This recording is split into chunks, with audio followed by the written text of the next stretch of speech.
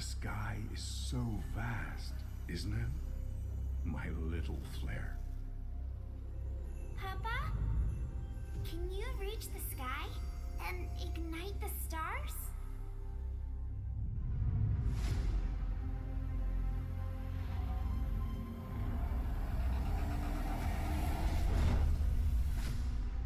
Of course, Honey Bunch.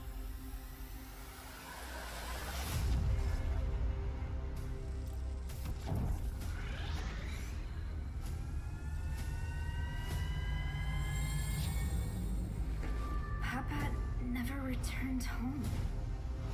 He's among the stars now. But what about me?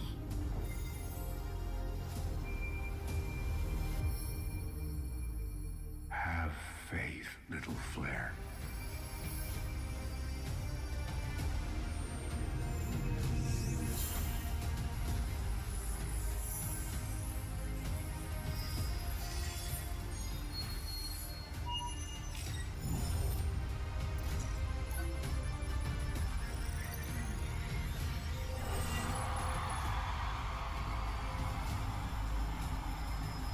Now this is a wonder to behold.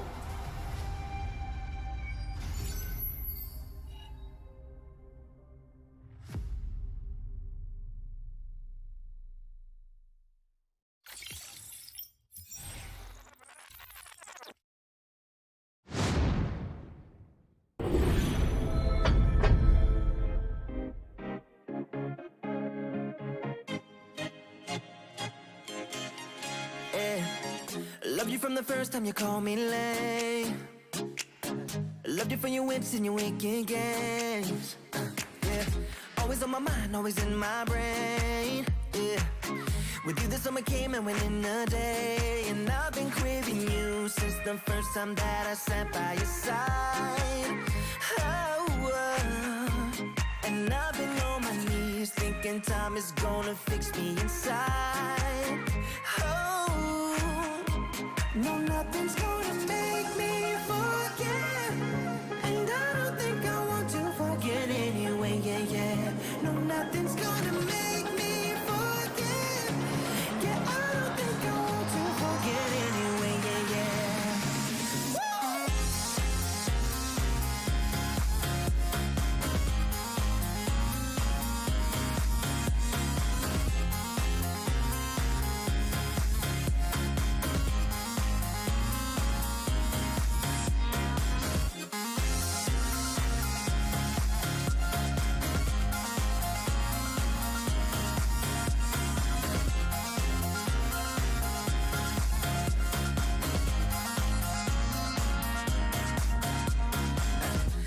Feel it when you're miles away, yeah.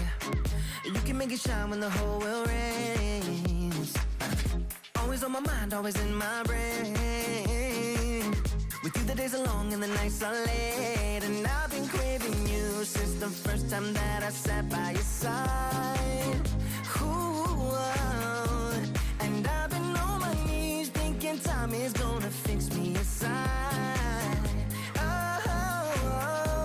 No, nothing's gonna make me forget, and I don't think I want to forget anyway, yeah, yeah.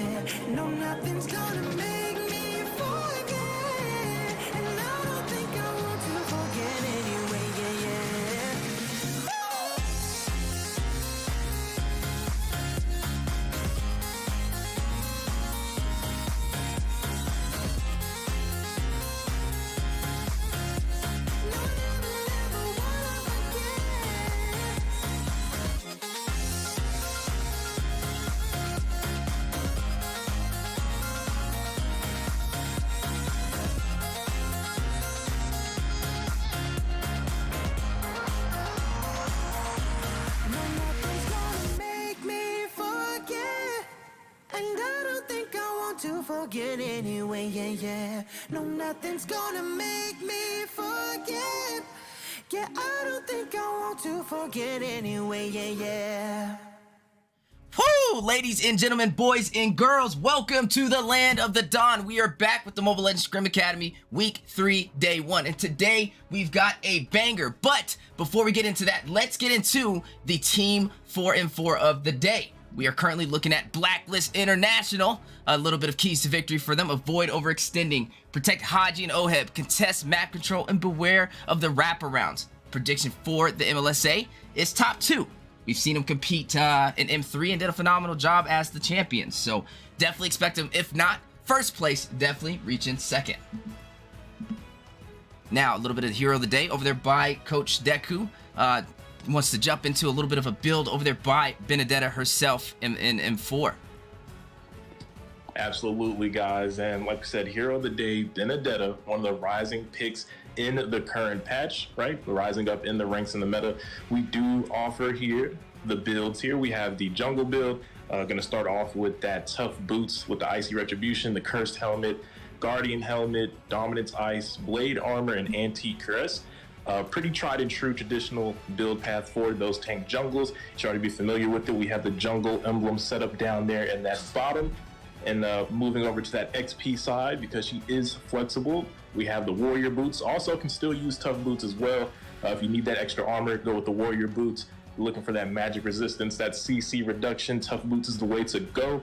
After that, we'll go right into the bloodlust action, some of that sustain, that dominance ice as well for that durability and that anti-heal, the malefic roar to cut down against some of that those tanky armor-based opponents. Then we have the Athena shield and the immortality to finish that off. It's going to pair up with that fighter emblem layout that we have set up there. So if you've been looking for a new pick, maybe to try out, that's pretty good in the meta, give Benedetta a try, screenshot this, save it, give it a try in your next upcoming ranked matches, maybe some competitive matches.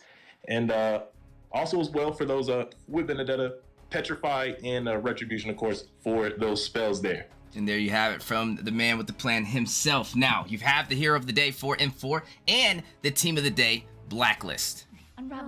You're right. But oh, who's that? And it's Blacklist International. Blacklist International from the Philippines.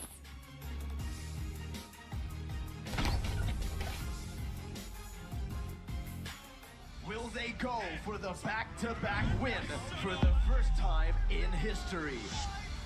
The reigning, defending world champions of Mobile Legends, Blacklist International. Okay, guys, and we are moving on to King of the Hill today on Monday. The rules are simple. First come, first serve, and a best of one. The winning team stays on. It's going to be every Monday and Wednesday, so make sure you guys sign up your teams as it goes live 8 p.m. Eastern Time. We go as long as we have teams, so we're ready to see the competition today. But speaking of the competition, tonight, we're going to be seeing Ackerman face off against Survey Corps. Two strong, heavy opponents clashing in right nice and early in tonight's lineup. Ackerman, one of the top teams in NACT currently. Survey Corps, right, one of the top teams in MLSA. We've seen them perform last week on the rise. They're one of those premier teams to see in MLSA, and we're going to get both of those teams matched up for this round one of King of the Hill. now, ladies and gentlemen, we do have a special guest, a special caster, named Eunice. How are you doing today? I am good, and yourself? Pretty good, pretty good. Definitely a new addition to the MLSA. You're going to see some competition. You get to see Ackerman today versus the Survey Corps. I want to say these are two of the best teams in the MLSA, so I want to see what they bring to the table. A lot of talk in the background between all these teams today about who has the hardest bite. So speaking of hardest bite, without wasting no more time, let's go ahead and jump in to the draft. And we're already seeing that Martis, Carmilla, Leomore trifecta over there coming out from Ackerman being banned out. Fanny and Joy as well being taken out from TSC. Right, we know that's a respect ban, that Fanny over to the side of Ackerman. You don't want Kush to pick that up. We've seen what he's done on it prior, right? Very strong. Definitely not someone you want to let those steel cables fall into the hands of.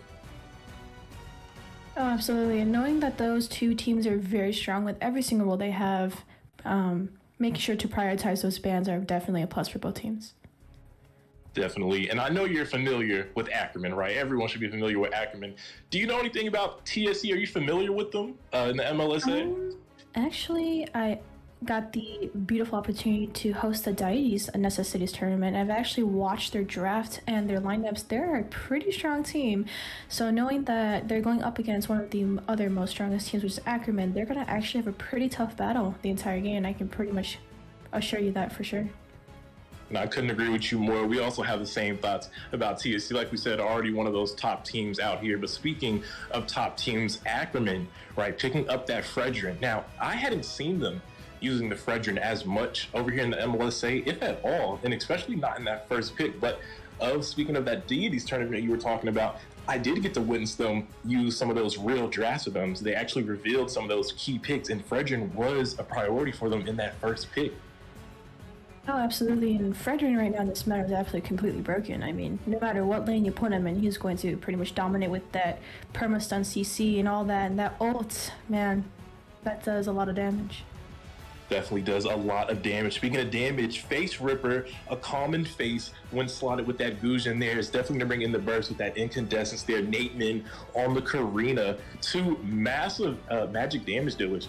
Right, but speaking of damage dealers, we do see that Beatrix, a common pick, as I'm sure you know, right? You've seen this Beatrix pick. What are your thoughts of that Beatrix pick? Beatrix pick, honestly, very good.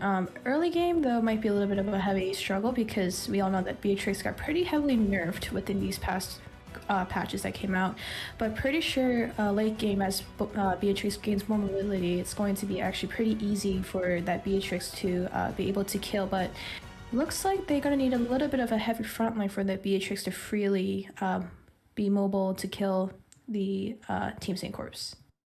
Absolutely, and with that Fredrin, right, they already have a little bit of that front line slotted in the jungle. So it'd be interesting to see what they'll go for the roam, because for the roam, right, they're open to be able to take in one of those supports potentially, since you do have the tank jungle. We could also see the tank, another front line pick be slotted in that XP lane, right? And also enable that support. So it'll be interesting to see how Ackerman will kind of stack this up. Speaking of stacking up, though, we do see the damage, the marksman, the Leslie, right? We spoke about this previously when we casted the Beatrix and Leslie being one of those two top picks, and we're seeing it again, right? TSC picking up the Leslie, Ackerman picking up the Beatrix, the faded marksman rivalry, top of the crop here as far as the gold lane goes. Absolutely. So we're definitely gonna be looking forward to see this matchup in the gold lane to see who can kind of take off here, right? Will it be the Leslie with that insane true damage, right? We've seen the damage she can bring to the battlefield, especially once she gets over those initial core items. Oh, absolutely. And like, since we were casting last night, we were talking about how, you know, Valentina kind of gives that little bit of a pressure on the enemy side. But if you look right now, Ackerman does have Valentina, but the enemy team, there's not much good ults that Valentina can copy. I mean, the best thing I can probably see right now is that Leslie for that vision maybe, but DC-wise, I don't think Valentina can really copy anything. Definitely, and I mean, from the side of TSC, right, already not taking any picks with too much utility, and we talked about this before as well, not just over in DDs, but over here in the MLSA, we talked about the Valentina kind of being the deterrent, right, for those heavy utility picks. You don't want to enable Yato over here with this IMU to kind of be able to find those ultimates to kind of use to swing those fights in the favor of Ackerman. So TSC doing a good job so far, right, of denying that capability for Valentina, but we do know she's still strong. The burst is still there, especially as the game scales on. So it's not like Valentina just falls to the wayside, and if anything, doing a good job, right, of denying some of those things. So we definitely love to see it. Yeah, and we can already see that Grok and Atlas being banned, so pretty sure no heavy CC that's going to be copied by that Valentina, no matter which side picks it up. And I think they're trying to still pressure that CC block to that Valentina, so they're trying to get rid of anything that is too major for Valentina to copy over. Right on, and I do believe we might be able to see a Lolita, but Lolita gonna get banned out. And that was a pick I was expecting maybe for the side of Ackerman to be able to take. So a good read and maybe a good selection there from the side of TSC to take that Lolita out. We know how strong Lolita can be paired up with that Valentina.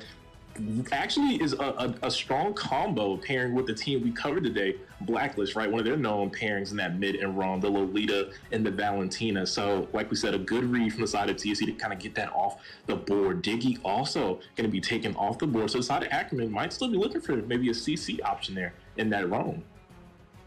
Absolutely, but low-key, I think they're trying to bring in a healer here because all major tanks with big AoE CCs actually pretty much all banned. I mean, all I see open that could be possibly well played is like maybe a Matilda, but I still see a Kai open. I do wonder if one of those teams are going to pick up a Kai. It is open.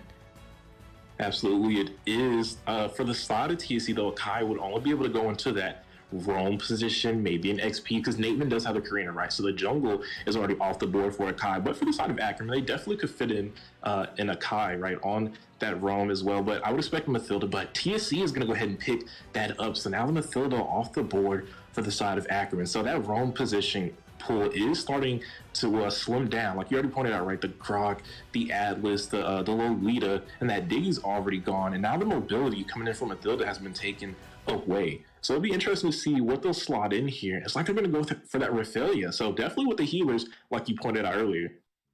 Oh, absolutely. They're going to need some mobility here. I mean, that Rafaela with that second skill heal as well as that mobility, and then Matilda's second skill with that pull. It's going to be a pretty interesting comp here because there's no big CC that's happening because those tanks did get banned. So this is definitely going to have to be a healer versus healer game along with their full 5. So this will be very interesting.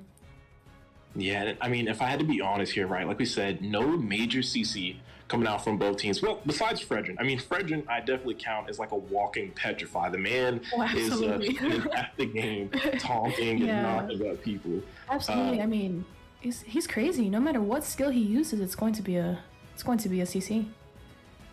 Definitely. And before we head into this match here, a little maybe path of maybe some keys to victory for both these sides. What do you think the side of Ackerman and TSC have to do to maybe potentially win out this game?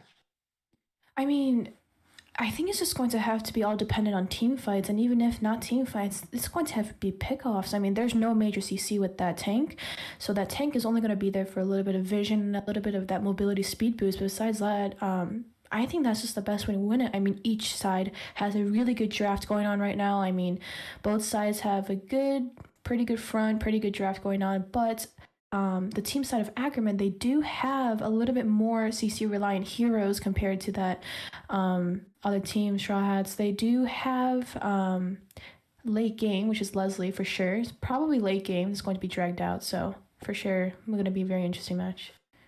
Spot on. Interesting indeed. Like you said, these lineups with no real engage maybe options, but I do think Ackerman does edge out there because of the engagement, right? You have the Black Dragon, you have Kush on this Fredrin to be able to find, potentially engage with that strong CC capability. The side of TSC here, though, I don't really see the engage from them, right? Unless that Soaring Eagles finds a good target, right? A good opportunity, maybe Beatrix with some flank plays with that Electro Blast and that Petrify. They don't really have much, right, to match up against Ackerman. Speaking of that matching up, we do see them getting pressured up there in that top lane, right, from the side of Ackerman. Absolutely, and looks like there was trying to be a little bit of a pickoff down here, but looks like they're just going to back off from that. I do see that jungle just camping there to see what can happen. Oh, but now she's going to definitely back off.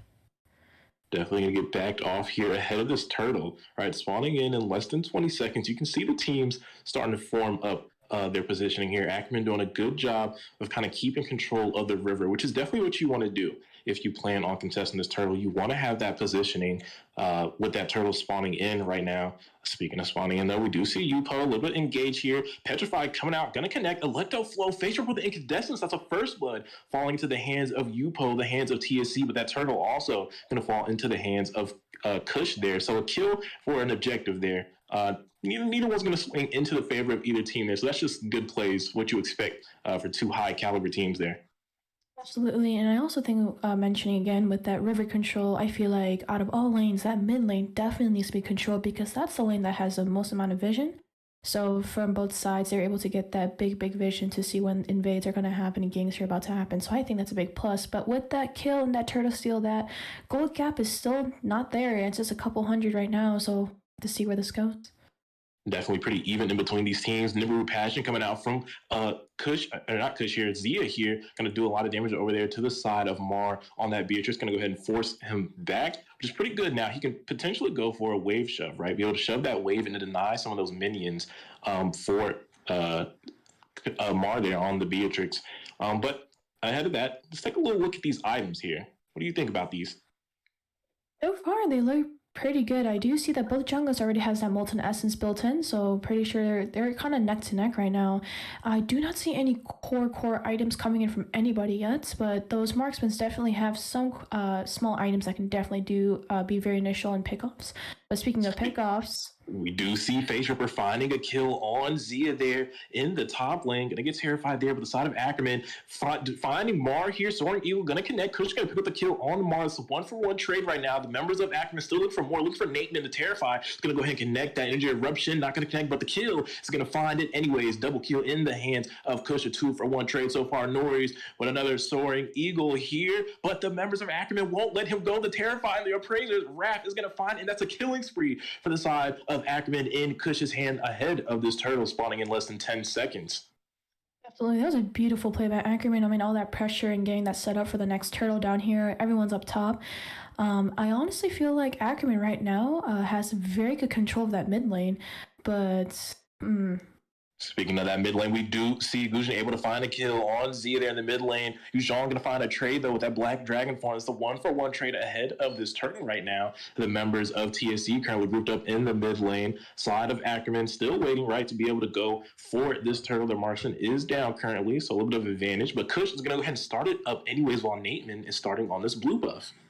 absolutely. It looks like there's to be some bit of a gold gap going on now by the side of Ackerman. There's a 2k gold gap. I did also see that Yuzhong did pick up Hunter Strike, and now we see that Leslie pick up that Berserker, so it's going to be a little bit of a hard pick-off game now for that top lane and that bot lane for here on out. Definitely. Speaking of that top lane, we did notice, right, the tower got taken ahead of that turtle previously. So a little bit of opening now for Ackerman, able to play a little less area for Mar here to safely farm. Speaking of safe, though, in that mid lane, we did see Face Ripper pick up a kill off camera on W. Riz there, not able to convince and flirt his way away from death at the hands of Face Ripper. Someone very proficient on that Guzhan. We do see Azumi getting a little bit of pressure there, able to safely retreat. We also see that Blade of Despair right on Beatrix. Oh, absolutely. All right, looking at the items now, Valentina did pick up that mana book, the Enchanted Talisman, so she's going to pretty much have good sustain now from here on out. That mana won't be run out, able to be doing a lot of pickoffs here at that fight. Looks like she did pick up that Karina ult, though. What do you think about that? Not too sure what the plan is with that Shadow Assault. And that kind of goes into what we were saying, right? Not too much utility on the board for Yato, for that IMU to really have much impact. Kind of just taking what he can, what's available and what's around. There's not really anything else besides maybe like the Soaring Eagle, you know, for potentially some more engage, that third engage to pair it with Kush and that Black Dragon form. But besides that, not really much. So you can definitely see he's already struggling kind of on prioritizing what he can potentially use since there's not much on the board. Speaking of on the board, though, Kush on the invade here. The Soaring Eagle is going to go down. The members of Ackerman already securing that blue buff there. They do find a member. Nibiru's Fashion coming out. Yatu is going to complete that kill on Noise, though. It's a 1-for-0 trade in the favor of Ackerman. All right, looks like that Karina ult copy did come in clutch there, finishing off that kill. For now, I do see that Ackerman is actually prioritizing a lot of objectives here. Ooh, speaking of that. Yeah, Face Ripper getting taken down there by Yato, almost picking up another kill. Kush and Azumi here doubling up on Nateman. Nateman, Dan Shalom going to get taken out by that Black Dragon form. Azumi still zoning off here on Norris. Norris going to pop that Soaring Eagles right into the hands of Mar with this Leslie. You can see him still potentially going to be able to take out this kill. Norris going to go ahead and pick that up. Yato, though, in the back, going to find his way to Mar, securing that kill. Now in the jungle, takes the IMU Soaring Eagle and takes down Norris with his own move. Incandescence and Yupo, the combination of Face Ripper and his Benedetta are going to go ahead and take him down, but not before he takes a couple members right from the side of TSC here. All right, looks like that gold gap is just starting to catch up.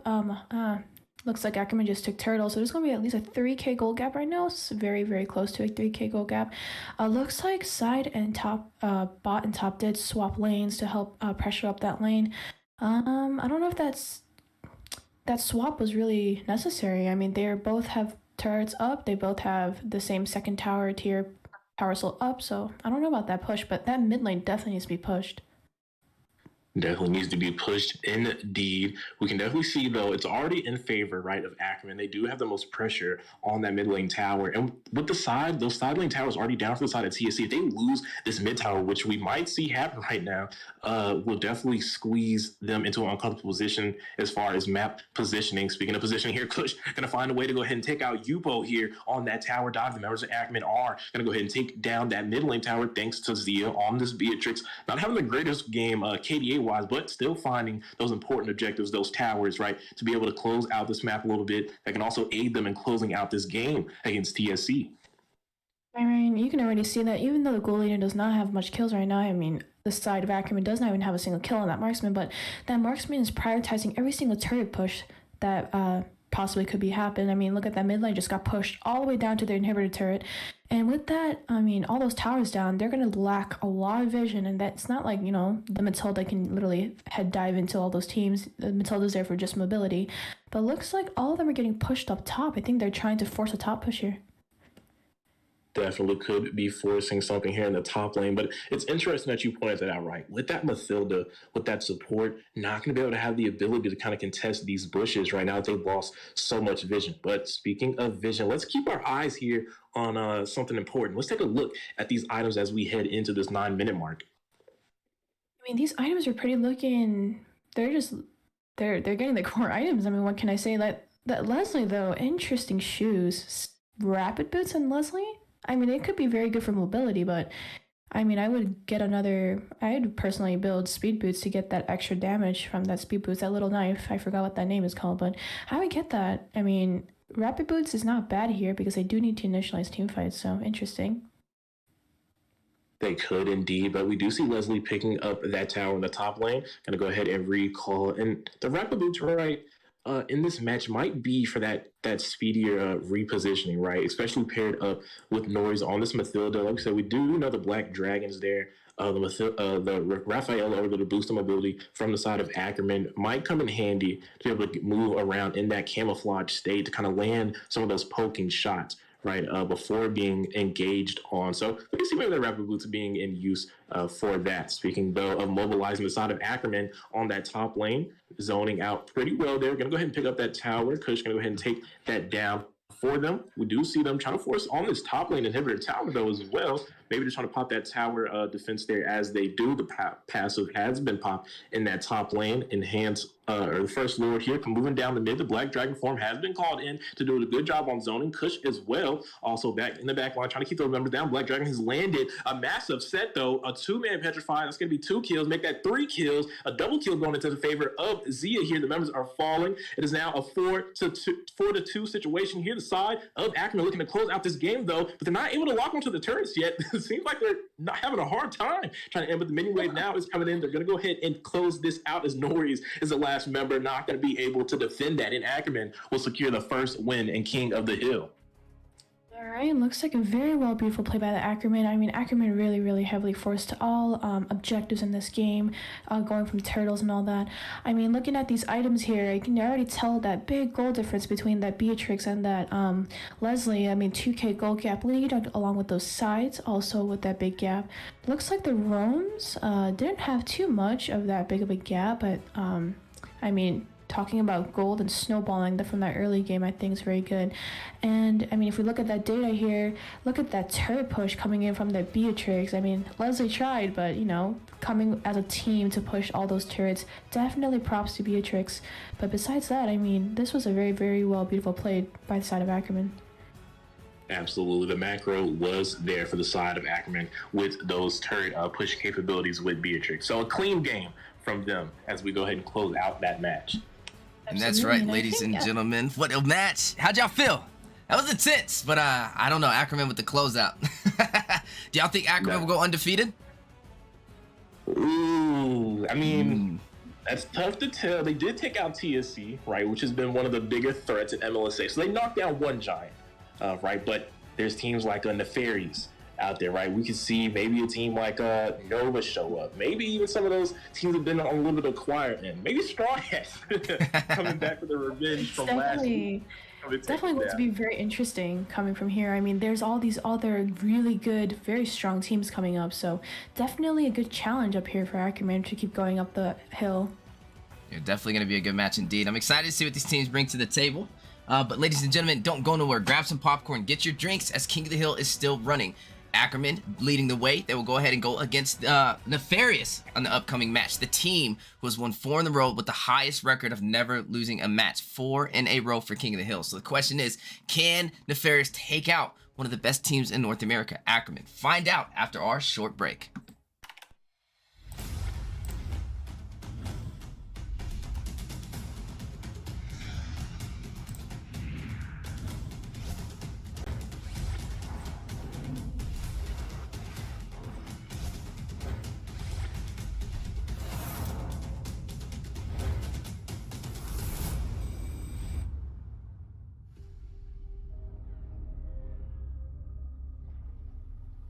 The sky is so vast, isn't it?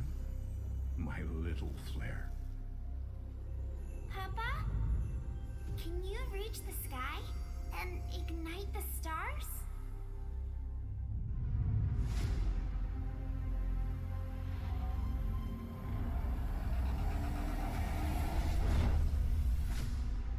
Of course, Honey Bunch.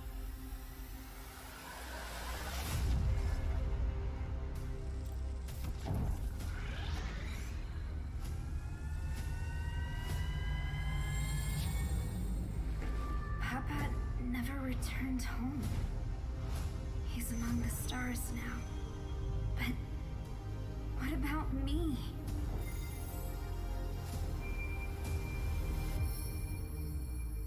Have faith, little flare.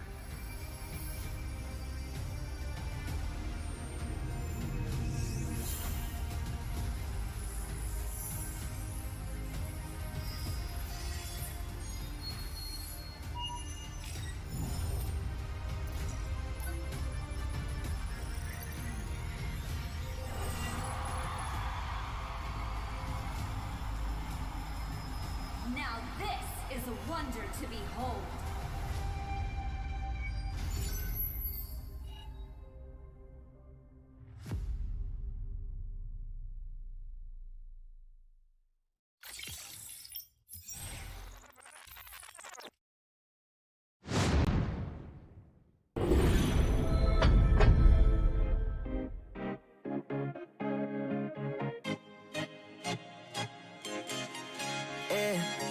Loved you from the first time you called me lame. Loved you for your wits and your wicked games. Yeah, always on my mind, always in my brain. Yeah, with you the summer came and went in a day, and I've been craving you since the first time that I sat by your side. And I've been on my knees thinking time is gonna fix me inside. No, nothing's gonna make me forget, and I don't think I want to forget anyway, yeah. No, nothing's gonna make me forget, yeah, I don't think I want to forget anyway, yeah. Woo!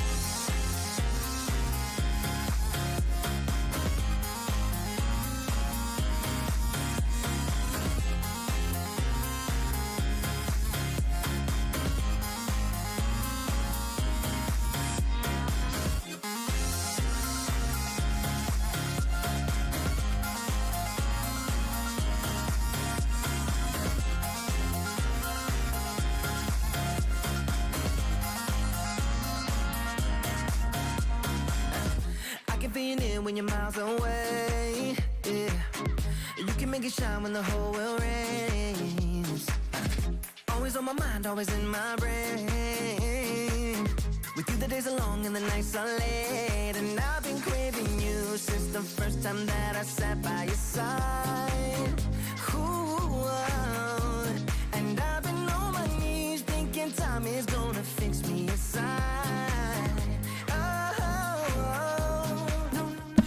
ladies and gentlemen, we are back in the land of Dawn. We are not finished. Ackerman taking the win and becoming the kings of the hill today. The question is, will the next team be able to take them out, as we have another banger on our hands today? Two amazing teams competing in King of the Hills for Mobile Legends Scrim Academy Week 3, Day 1. Like I said, this is King of the Hills, and the rules are simple. First come, first serve, best of one. Winning team stays on every Monday and Wednesday from 8 p.m. Eastern Time until the last team stands. Now, last match was insane. We saw Ackerman take the King of the Hill, and now they're going to go against the team that has the highest record in wins for KOTH. And it's going to be Dark Immortals on this one, so super exciting on that. Actually, no, it's going to be Nefarious, so correction on that. Nefarious is going to be jumping in on that, and we are going to be jumping back into the draft with Eunice and Coach Deku.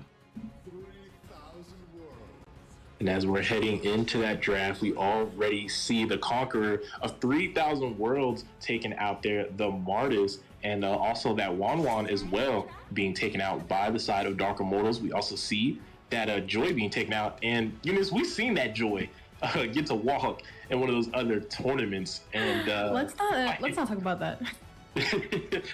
Joy is definitely a reasonable ban. Definitely should be high up on that ban list, and if it gets through, definitely slide it. But neither team's gonna get that option, as it does get taken out ahead of the second ban from the side of Ackerman. And I'd assume potentially they're on the red side this time. On the blue side, they took out the Martis, Carmilla, and Leomord. They could potentially go for the same bans again, right? Since blue side does have the first pick, may not want to give that up, but there's a couple picks that can make their way through. I mean, Kaj is there. They're gonna take out the Fanny though. An interesting ban. I don't believe anyone from the side of Dark Immortals plays Fanny. But speaking of Dark Immortals, Eunice, do you have any insights of Dark Immortals? Are you familiar with them? Have you got to cast them in any events so far? I did. I actually got to cast with them in the Deities tournament. They are actually a pretty strong team, and I know they've been practicing actually a lot, like having a lot of private scrims. I mean, their team is pretty solid. That's their main, very strong 5 lineup right there. They play a lot of macro, and they do prioritize actually a lot of objectives over team fights, for sure. Definitely a hard-working team, like you said, scrimming. They've been here since this opening of the academy last week and haven't missed a single day. They've been here every night with us in this caster section, 4 nights a week, right? And you can see the improvement from them. They definitely stepped up a little bit from when they originally got into the academy. But speaking of first, the Kaja did get picked up from them. That Divine Judgment will tell the tale tonight to see if they'll be able to pull off this win with the side of Ackerman. Right? A little less than 20 seconds to go ahead and pick up those response picks. We do know they could slot some good options. They can maybe go for potentially the Karina.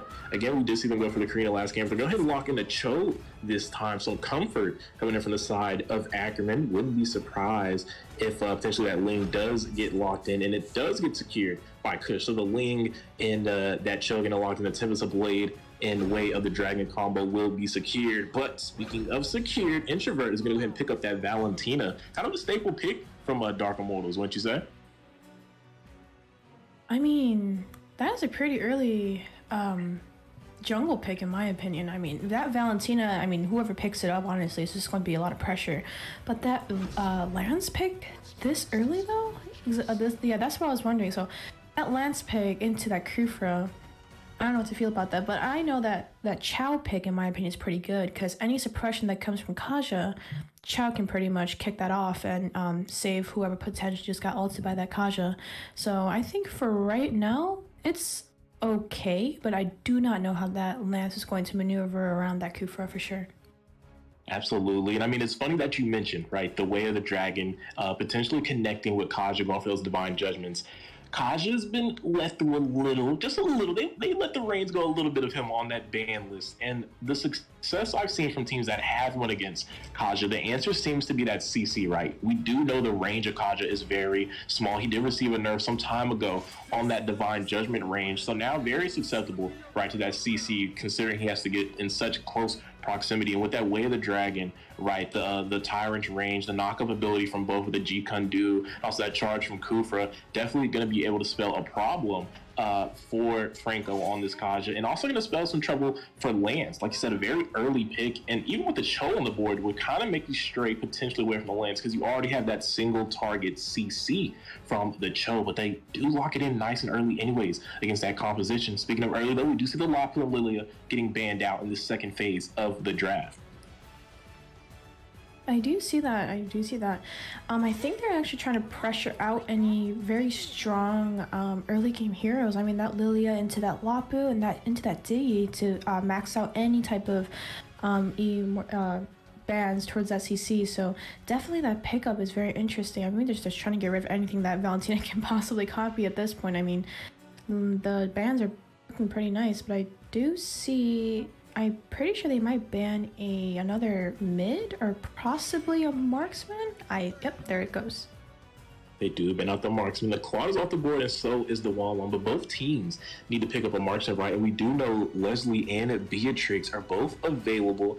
I wouldn't be surprised if the side of Ackerman maybe goes ahead and lock in one of those marksmen, right? They have been very top of the crop, like we said, as far as the gold lane, and with both teams needing one, if they don't pick up one now, that does mean the side of Dark Immortals will go ahead and lock one in, as they will be on their last 2 picks. So they might lose out on the marksman that they're looking to take. So I expect them to go ahead and pick that up right now from that first pick in this second half of the draft. Yeah, absolutely. I agree with everything you just said, but I do see a lot of CC actually lacking from Team Immortals. I mean, they do have that Valentina, what's it called? Exactly. Ooh, Faramis pick. Very interesting. I mean, that Terrify from Valentina, it only works if you hit both your first skills, and I mean, that Kaj is just a single target AoE CC, so I'm actually pretty... I don't know, they're lacking a bit of CC here.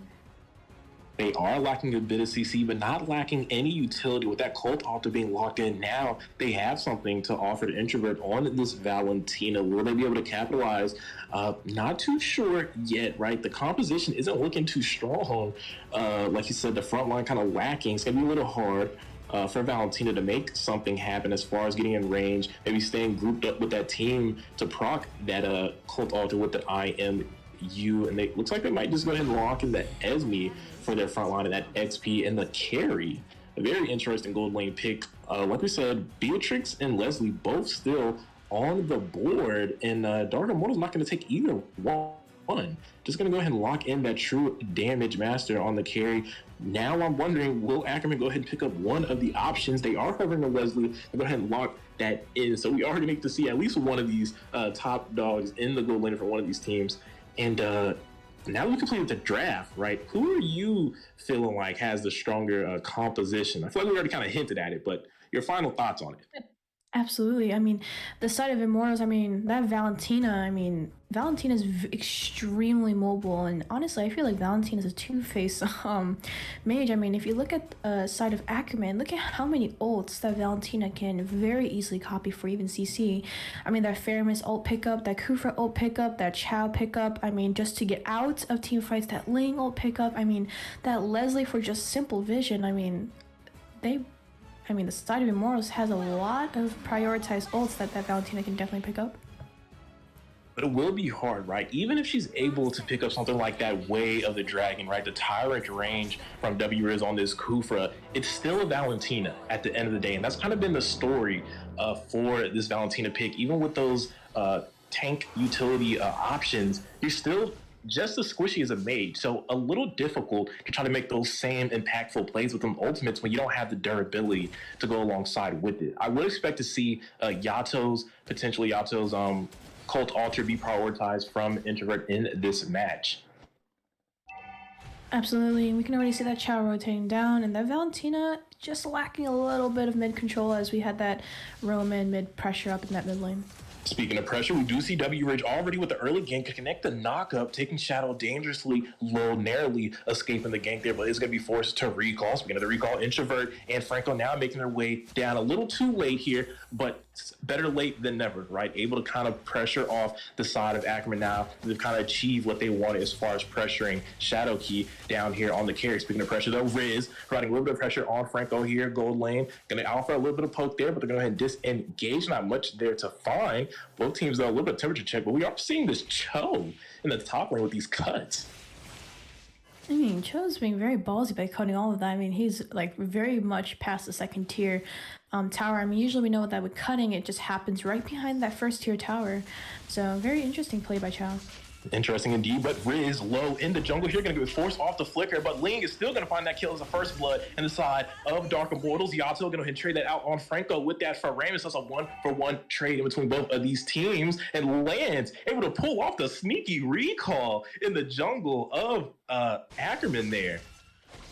I mean, Lance was in a pretty good position, and he ended up getting out very smoothly. And that Valentina still is getting control, but her mana is running a bit low.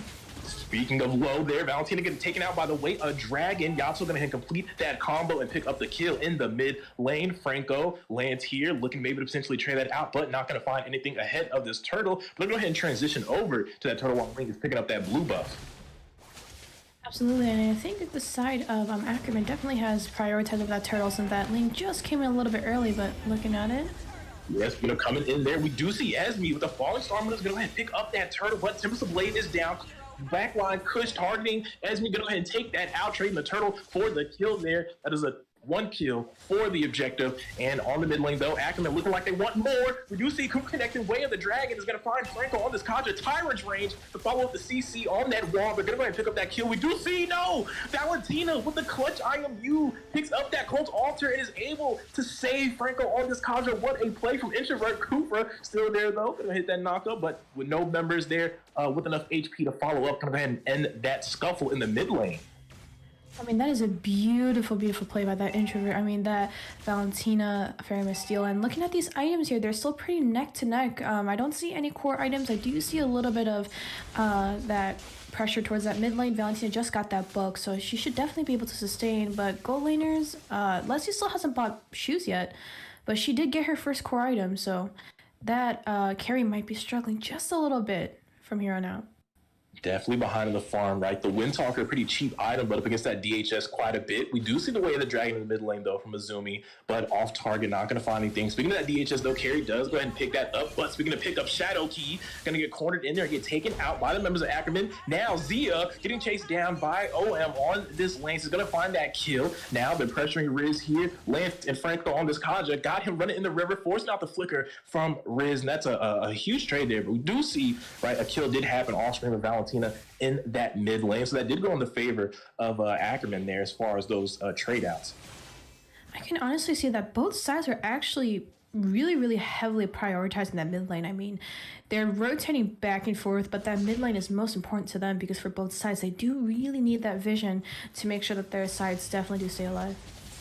Absolutely. Speaking of sides here, from both sides of the river, they are collapsing here. Terrified going out on Azumi. Going to force him back out of that bush, out of the position for the river. But speaking of position, Riz going to connect with the Tyrant's range underneath the tower on Shadow Key. And another opportunity there to potentially find that kill, but not going to succeed it. And the side of Dark Immortals going to make that rotation and punish him, taking out Riz ahead of this turtle. They are starting to get up now. Kush still sitting on top of the wall with no pressure there being applied. He can safely potentially swoop in and save this. He is up a level, and Valentina, though, is going to pick up that turtle. The Cult Altar does come down from both sides. Credit to the IMU. Kush in the back line there, trying to find a kill, but now cut off by the 3 members of Dark Immortals. They're going to get taken out by Franco on the Kaja. Now Zia in trouble here, but the Shadow Stampede doing a good job with the pull, going to do some damage. They're going to find a 1-for-1 trade in that little bit of a scuffle there. Now Yato in dangerous trouble, but stampeding over the wall. We do see W is able to connect and offer that disengage. Now Franco in trouble. Izumi with the G Kundu going to offer that CC. They are going to pick up this kill in the hands of Riz there. And wow, what a bloodbath did we just see over this turtle.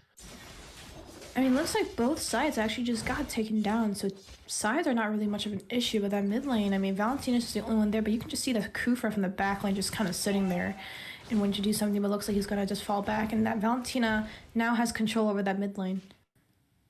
Absolutely does have control over that mid lane. And we've seen, right, Introvert not looking so good on the stat line, but the usage of that IMU, that Cult Altar, been offering them a lot of opportunity, right, to prolong these fights and stay in these fights and match up against the side of Ackerman. Speaking of Ackerman, though, Zia, they're going to get taken out in the top lane by OCM. He's up 4 kills right now in no depth. So the snowball definitely in the favor of this jungler right now as they are pressuring up this top lane. They do have Riz on the ropes here. Riz might want to disengage here. Not going to have the damage to compete. The Phantom's execution, though, from Lance is going to find him before the Tyrant's range can be popped as they take that trade in the top lane.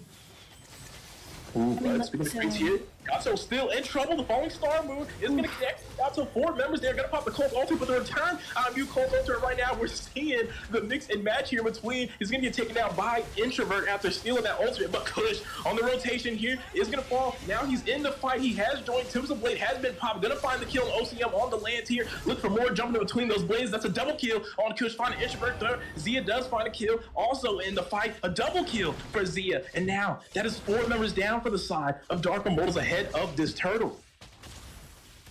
I mean, like you said earlier, like that, both junglers do actually have a very big lead. I mean, even with that jungle lead, though, that gold gap is still sitting at about 1,000, 2,000 gap for sure. I mean, looking at these items, they did pick up a lot of core items now from when we last saw. I mean, that Carry did pick up that Demon and that Wind. And now that Leslie does have Berserkers and Wind as well.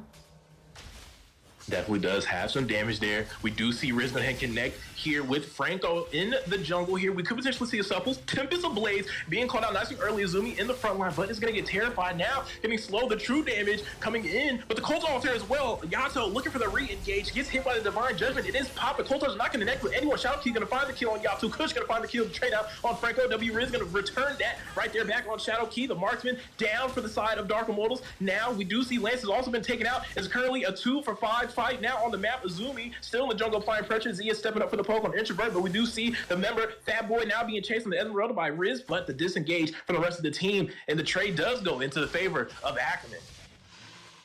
I mean, yes, that was a beautiful play by Ackerman. And unfortunately, that mid lane has actually now been down. There's no control now from the side of Dark Immortals, and that Ackerman definitely did utilize that fight to push up that mid lane.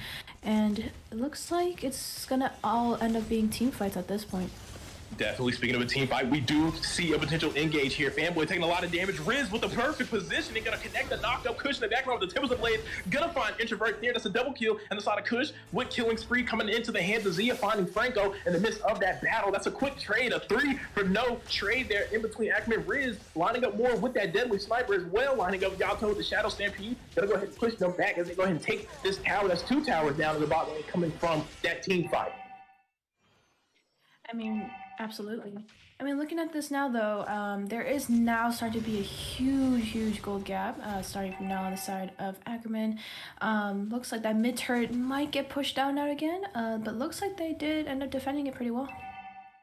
They did defend it pretty well, and like you said, that goal lead, right? All Ackerman kind of has to defend it now. They are up about, what is that, 8K currently as they go ahead and take out that Lord uncontested, right? They got the first Lord on the map, a lot of towers down. Now potentially work down to those inhibitors. You've already taken out the tier 2s and the tier 3s on the side lane. Only that tier 2 in the mid lane, like you pointed out, we're probably going to get taken out here. Now from the side of Ackerman, Riz holding up that charge. Any member 7 of that tower could be in danger. OMC, though, with the puncture dashes, not going to find anything to make anything happen. Falling Star Moon coming out from Fanboy, not going to connect as well. The tower does go down ahead of this Lord pushing in the bot lane. I mean, if you look at the gold gap up there on the screen, there is now a 10K gold gap, and that is a pretty big gap. I mean, I do not know if they can actually snowball down there. I mean, look at their items, look at the side of Ackerman, a big gold lead on that jungler as well. I mean, almost a 4K gold difference between that Lance and that Ling. That Leslie's now just starting to pick up the Endless Battle, and probably building straight into Blade of Despair as well.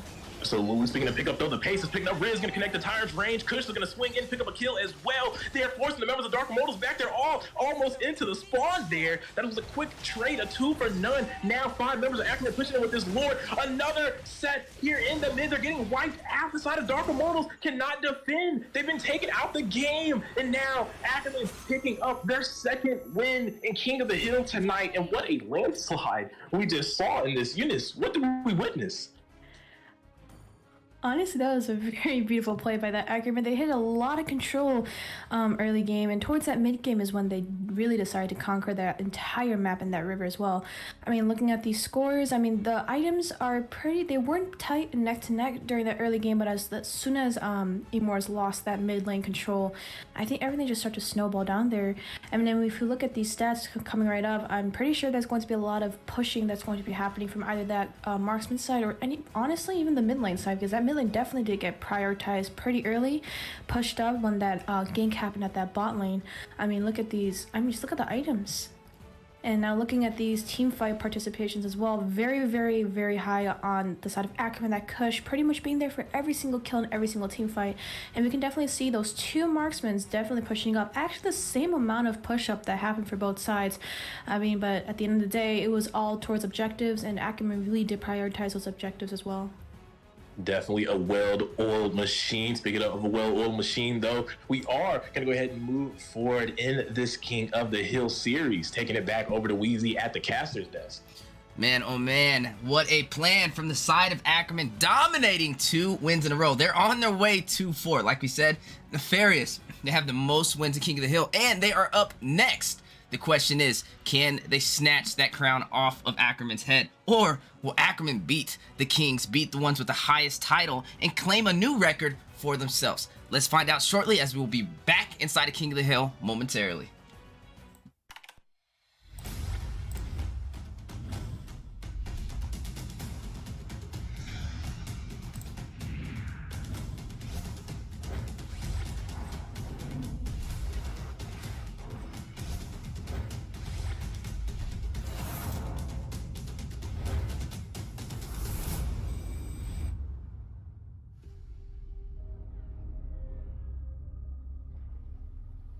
The sky is so vast, isn't it? My little flare. Papa? Can you reach the sky and ignite the stars?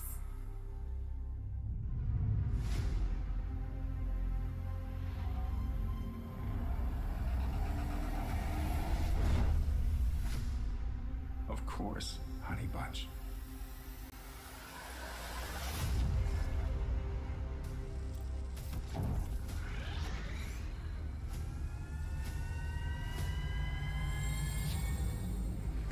Papa never returned home. He's among the stars now. But what about me?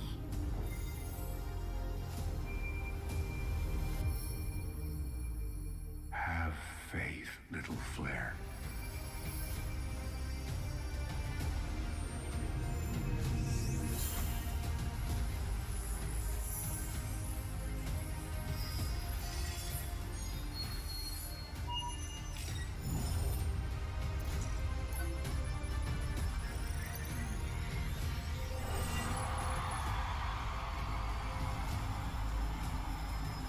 Now this is a wonder to behold.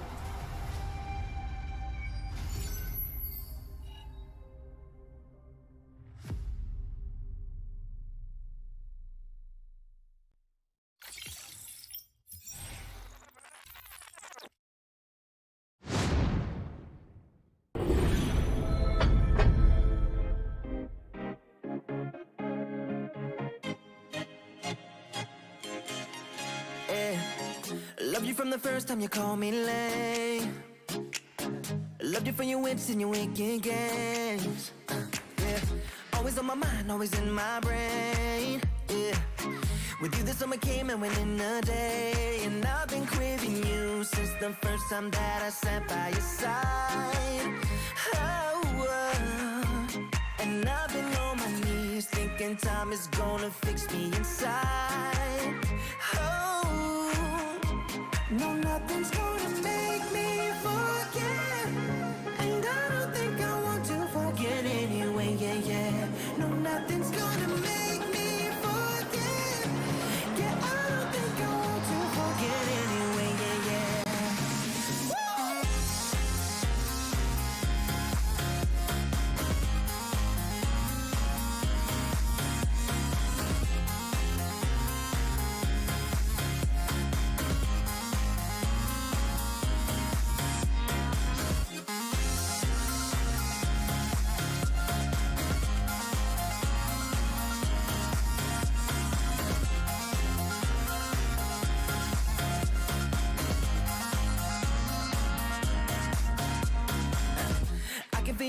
you're miles away. Yeah. You can make it shine when the whole world rains. Always on my mind, always in my brain. With you the days are long and the nights are late, and I've been craving you since the first time that I sat by your side. Ooh, and I've been on my knees thinking time is gonna fix me inside. No, nothing's gonna make me forget, and I don't think I want to forget anyway. Yeah, yeah. No, nothing's gonna make me forget, and I don't think I want to forget anyway. Yeah, yeah. No, never, never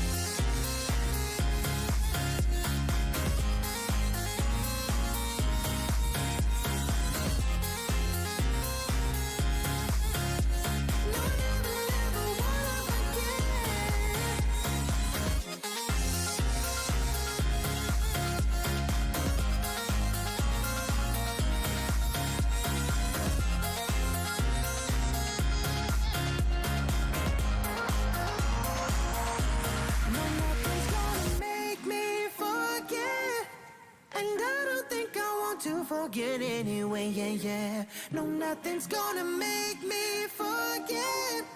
Yeah, I don't think I want to forget anyway. Yeah, yeah. Ladies and gentlemen, we are back in the land of Dawn, and it is not finished. Ackerman with 2 wins on their side, taking out Dark Immortals. What a play. And the question is, can they take their 3rd win? They're going up with no other than Nefarious, the team that holds the highest wins for King of the Hill. Question is, can Nefarious take the win over them and snatch that crown off, or will Ackerman add 1 more win to that list? Let's go ahead and take a little bit of a look at these teams. But before that, let's take a look at the rules. This is King of the Hill. First come, first serve. Best of 1. Winning team stays on every Monday and Wednesday, 8 p.m. Eastern time. If you guys want to join the MLSA Mobile Legends Scrim Academy, make sure you guys sign up on our official Discord server, provided in all the pinned comments for the streams across all social media platforms. But enough about the rules. Let's get into the game. And ahead of us tonight, no, like we already stated, we do have Ackerman versus Nefarious. Ackerman on the path right now to potentially pick up that 3rd win, right? That 3rd win in this current streak of King of the Hill, but up against Nefarious, the record holder last week, setting an unprecedented 4 wins in a row. Never been done before in MLSA. Maybe looking to pick that back up right where they left off as well and take out Ackerman. So this is going to be a great match here. Ackerman was one of those teams that also held the record previously before Nefarious and had it taken away, right, stolen right out of their clutches. So maybe a little bit of a revenge here. And like we said earlier, we did hear some trash talk coming between these teams, so I'm hoping to see a fiery matchup. But without further ado, we are going to go ahead and head into the draft. All right, we can already see that Joy, Fanny, Morris, and that 1-1 has already been banned out of the system. Looks like Leomord is still open. I mean, Leomord's been pretty cracked these days in our ranked games. But currently, these bans are pretty interesting. They're just starting to go, and we already see that Valentina getting picked up as well. And Valentina getting taken out caused a little bit of a ruckus, right, for the side of Ackerman, especially with that close altar, not facing Dark Immortals again, but also not wanting to face the Valentina again with any composition that they go ahead and pick up. Speaking of things not wanting to be faced, we do note the Fanny, right, being banned out, that comfort pick for Kush, that number 1 pick for the jungler of Ackerman. Also that Leomord being taken out, right, for the final ban for the side of Nefarious. A couple options, though, are available, right? Carmilla open right now. Kaja as well available. They are hovered over the clock for a second there. I thought we were about to see the fastest auto pick in MLSA history there, but they are going to go ahead and take their time. But yeah, that Kaja and Carmilla, 2 very prime picks right now in the meta, currently on the board for the side of Ackerman. They might be weighing their odds, and they're going to go ahead and risk it. And on the biscuit for Kaja here, it's going to leave Carmilla up for the hands of Nefarious if they choose to take so. Would be a wise decision to go ahead and pick up those blood links there from the side, and they do go ahead and lock in the Carmilla. I mean, looking at these 2 pickups, I mean, they're pretty meta right now, and honestly, AoE CC and a single target CC, I mean, depending on their first picks, I think the rest of the team is going to actually have to adjust, because knowing that Carmilla is a AoE CC hero, anybody can pretty much have not too much mobility, but still be able to control where they're standing in that entire game. But with that Kaja, with that single target CC, looks like the team's gonna need a little bit more mobility to be able to weave around with that Kaja sets. And we already see that Lapu with that heavy CC coming in with that front line as well. But Faramis is still open. Paramus is open and potentially, right, we could see it locked in again from the side of Ackerman. Definitely provided some good utility in that recent match, but they're going to go ahead and lock in Karina, another one of those comfort picks, right, for the side of Kush, that tank Karina in the jungle. We've seen him perform on it in the NACT and the MLSA and some of these other smaller community tournaments. But speaking of performance, Carmilla going to be enhanced with this Sicilian. We know one of MLBB's favorite couples in the game are now going to be bringing sweet, sweet pain while embracing sweet, sweet love out there in the land of Dawn. Oh, absolutely. Do you wonder if they're going to do a jungle pickup or a side pickup? Because I already see that mid getting picked up, and it looks like they're going to pick up that Fredrin perma-stun hero that's actually disgusting right now in ML. I mean, like you said earlier, it's a walking Petri. He's literally a walking Petri. No matter what you do, no CC. As soon as he has that little time slot to be able to cast any of his skills, it's gonna be a perma-stun for anybody who walks into that. I mean, have you seen his ult? It's like the 2k damage on one slam on his ult. I mean, it's pretty much bombing and crack.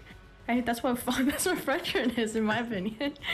Absolutely, and I mean, I agree. I mean, I'm a big Fredrin fan myself. I love seeing the Fredrin slotted. One of my favorite picks in the XP. But speaking of favorite picks in the XP, Yu Zhong going to be taken out from the side of Ackerman. They go ahead and take it out, but I think Nefarious might have played a little bit of a mind game on them. They took out Yu Zhong, right, an XP pick, but Azumi currently has that Fredrin, the XP laner for Nefarious. Now for the side of Ackerman, they like to put it in the jungle a lot. So maybe thinking this Fredrin will be flexed into that jungle position, but right now on the board, on paper at least, it's going to the XP. So we might have to tip our hat to Nefarious later on at the end of this draft. If they keep that in the XP lane, might have just wasted a ban from the side of Ackerman who wasn't able to properly read that slot. Speaking of slots, we do see Claude does get taken out. A nice pick, right? A favorable pick for the side of Ackerman. They do like to pick that up. Speaking of other picks, Lilia going to get taken out. They had that late game secured with Sicilian, but it could get thrown off, right? With that, Lilia would have that mid lane priority, would be able to go pressure those gold lanes wherever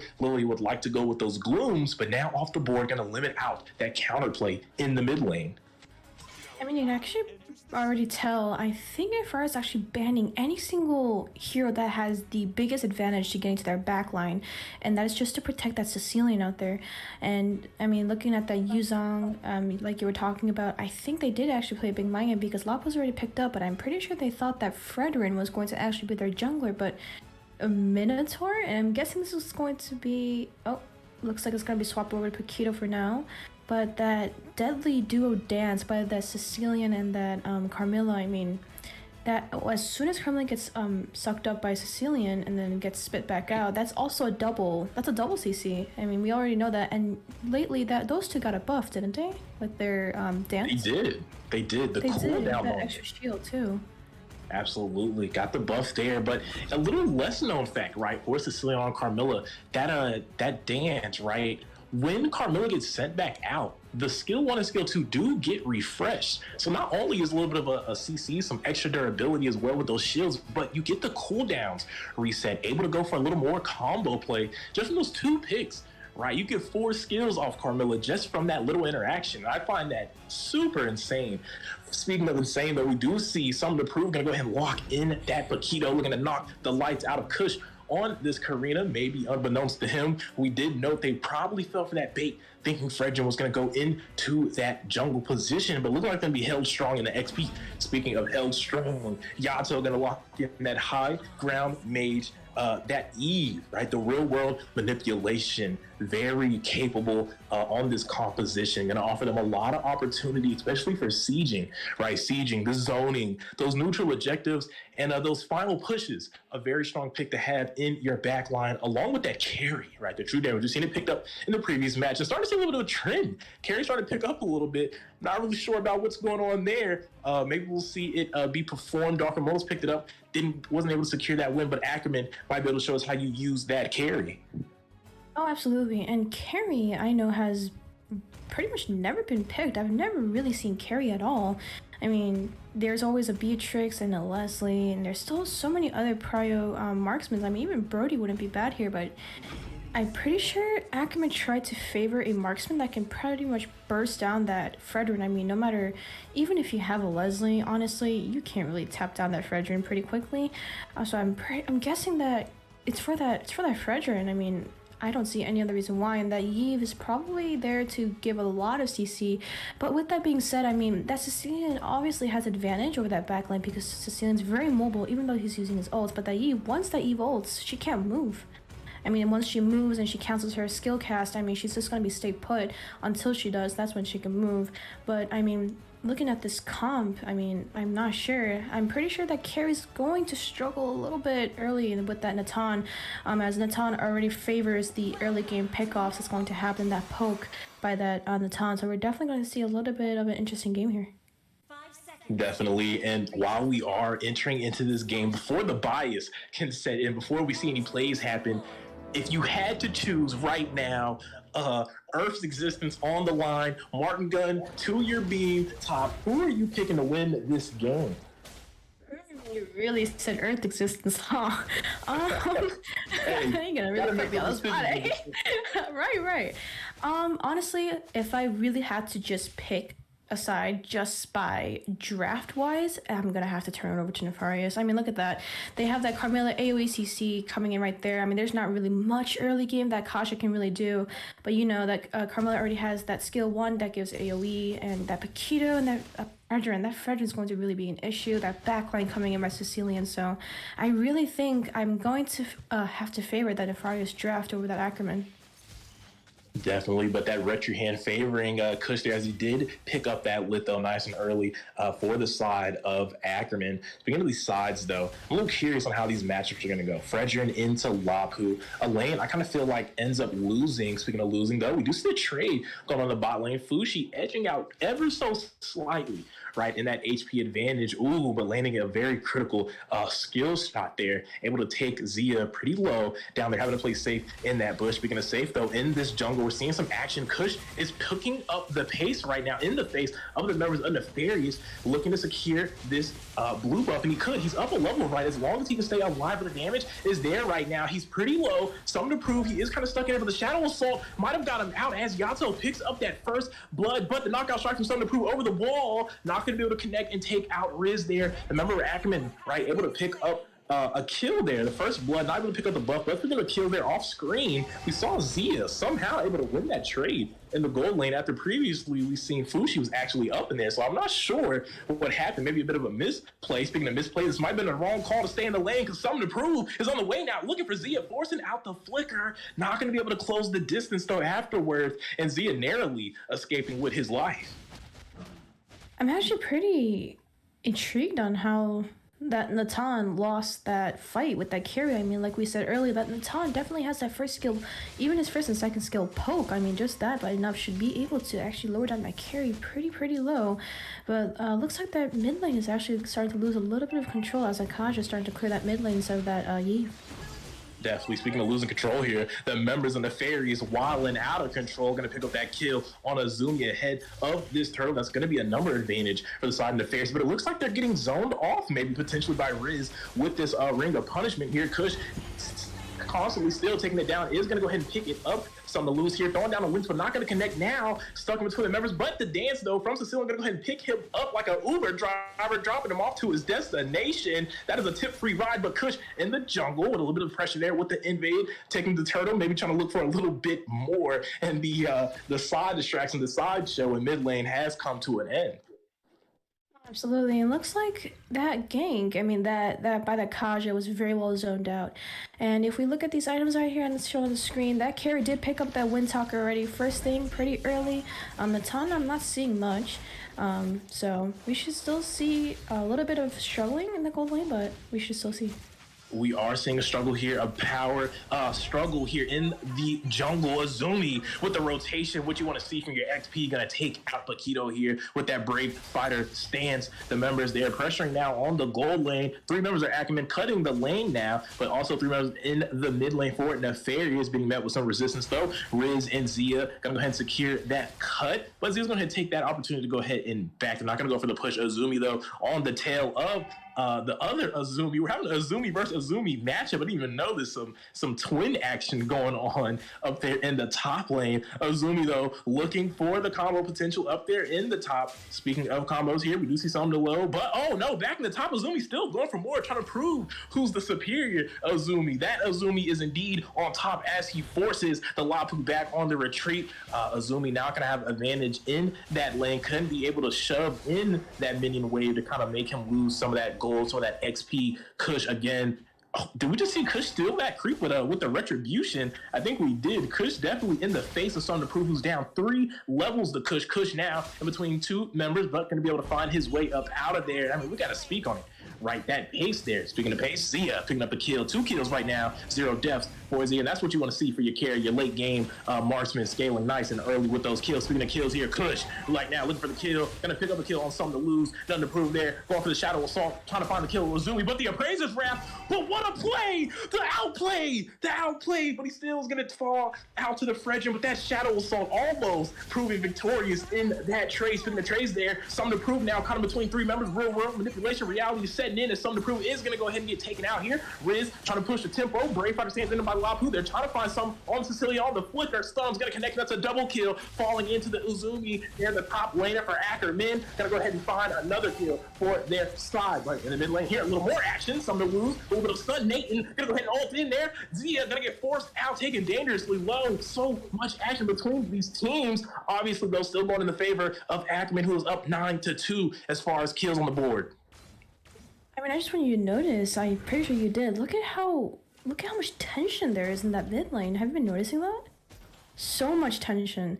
And like all that pressure, although there was some ganks back and forth at top and bot, that mid lane has just been pretty much held up. And I think that's actually pretty hard to keep up that mid lane, but... Definitely. Speaking of held up, though, we did see the Divine Judgment on Azumi on top there. Is going to get taken out by Yatu. 3 members. Going to find that rotation on the XP laner on the Fairies. I'm going to secure that kill. Speaking of kills here, though, Azumi on the Lapu. Going to force Nathan there. Daniel Low going to make him force that back. Not able to secure that kill, but able to secure the recall, the back to base. And right now, Kush still on the pace. They're still up 3 levels on something to prove. Not finding anything in this jungle. Speaking of in the jungle, though, the members of Ackerman on his tail. They're going to force that icy retribution out of his hand, though, to secure that escape. Right now, speaking of escape, the top tower not going to escape the Windgins as it gets picking up, but in the jungle, we are seeing the collapse here. Kush in between 3 members here, the links are down, but Kush dancing around, evading the damage, the zone, the slowing coming out from Yato on this ease, and secured that disengage for Kush to be able to go ahead and escape that potential collapse there. Right now, the side of Ackerman, I mean, right now, still in the jungle with so much pressure. Nefarious is getting pushed back to tier 2, even with a tier 3 tower still in play. Not able to control anything on the map. Not the lanes, not the towers, not even their jungle. Nothing is theirs. Ackerman, free real estate apparently in the jungle, though. We do see Zia going to go ahead and pick up a kill there. So the kill falling into his hands. The members are going to go ahead and secure potentially that tower. Azumi with the Lapu looking for the 1v2. Brave Fighter stance is going to get taken down with the Appraiser's Wrath. Not going to be able to take him out, though. Lapu with so much durability, wasting out so much utility. The flicker going to be able to bring them to the other side of Ackerman as they collapse and pick up that kill, going to the hands of Kush. Something to prove, but looking like he might lose this match. Kush and the members still zoning off the mid-tower, take down tier 3, maybe looking for more reality setting in with that real-world manipulation with the siege right now. Fushi, the last member in the tower, might get taken out so low there, but able to narrowly escape. Ackerman imposing their will right now, and the thrill we're getting from watching this match. I mean, all that pressure. I mean, we just saw like a minute ago, there was nothing for that Nefarious team to even farm off of. I mean, look at that goal gap, almost 10k already heading up there. And that pressure that Kush put that early game, all that pressure on both sides of their buffs was absolutely insane. So that snowball really started to happen. Absolutely, and we did just see Kazurite with that concealed play to go ahead and connect that Divine Judgment on something to prove and go ahead and secure that kill. Yato getting pressured out by the Frederick here. Brave Fighter stands from Azumi with the Lapu facing all 4 members there with that Raging Slash. Still alive, Reality setting in with the real world manipulation. Somehow, they're winning this 2v4. Azumi go ahead and pick up the kill. Looking for more here. The thrill right now, the will to go ahead and swing this fight in their favor, and Ackerman having their way. How do you secure a victory in a game where you can't even win the 2v4? Ackerman in such a state right now. I mean, if you look at these items, though, they're like that Yato on that Eve and that Kush on that Karina, you already see those extremely big core items coming in, and that carry with that Berserkers, even into that DHS, that Demon Hunter Sword. I mean, Natan's only sitting with the Hunter Strike.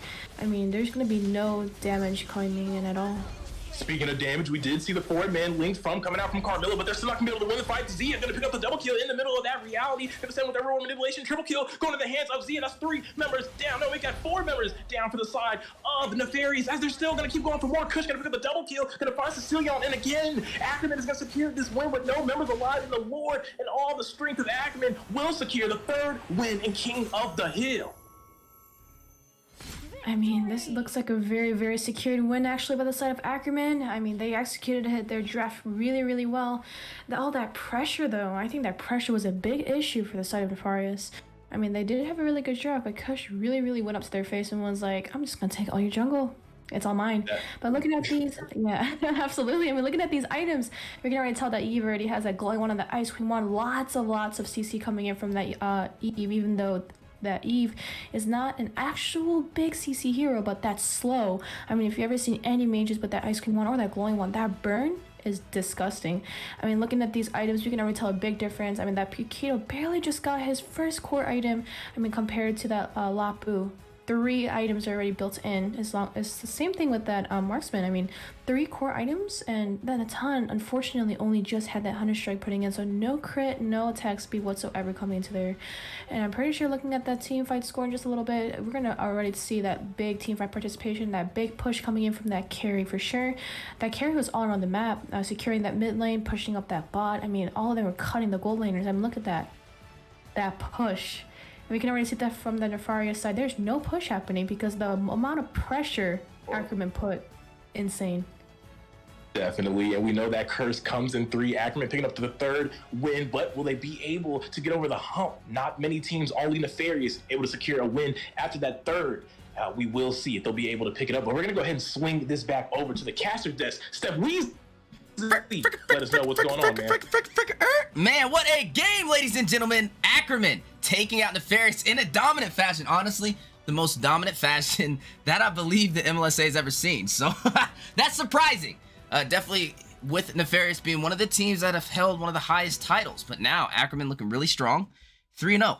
They haven't lost. Now the question is, can they take that 4th win? If they take one more win in their favor, they will be tied with Nefarious for that title. So the question is, do they have what it takes? As there are still a lot of teams on the way for King of the Hill. Super excited to see all these teams kind of compete today. It's definitely been insane turnouts, but like we said, Nefarious being knocked out, kind of a surprise. But up next on the list, we have, you know, a little bit of a surprise team, Ohana Esports, a team we've kind of seen compete in the MLSA time and time again, but they're going to be going up against no other than one of the best teams in North America themselves, Ackerman. Get your popcorn, grab your drinks, don't go nowhere, as we'll be right back momentarily.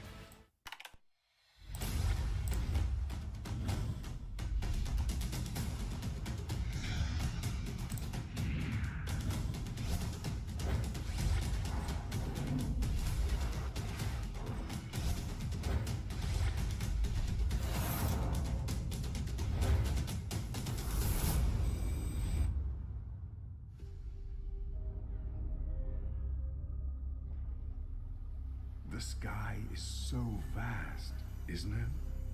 My little flare. Papa?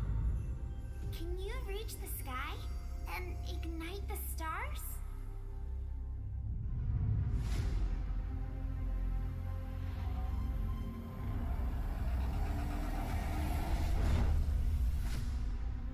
course, Honey Bunch.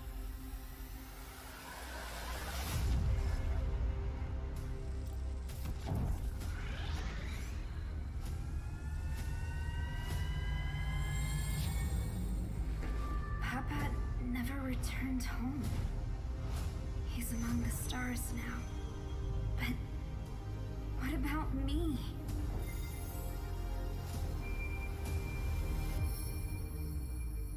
Have faith, little flare.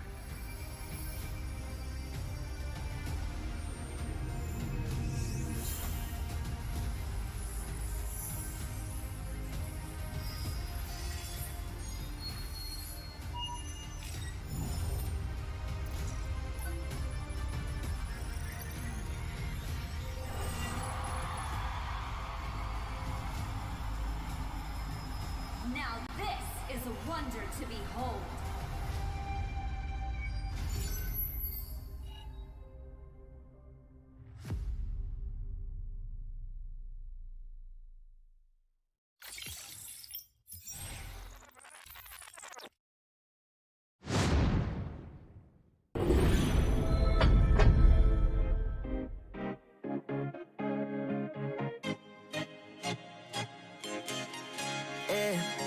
Loved you from the first time you called me lame. Loved you for your wits and your wicked games. Yeah, always on my mind, always in my brain. Yeah, with you the summer came and went in a day, and I've been craving you since the first time that I sat by your side. And I've been on my knees thinking time is gonna fix me inside. No, nothing's gonna make me forget, and I don't think I want to forget anyway, yeah, yeah. No, nothing's gonna make me forget, yeah, I don't think I want to forget anyway, yeah, yeah.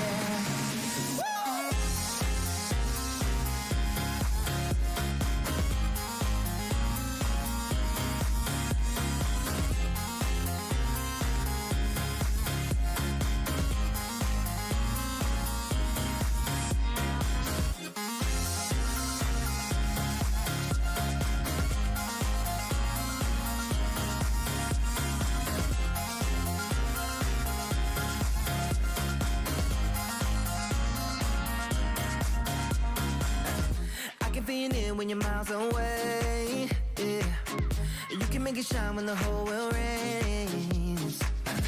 Always on my mind, always in my brain. With you the days are long and the nights are late, and I've been craving you since the first time that I sat by your side. Ooh, and I've been on my knees thinking time is gonna fix me inside.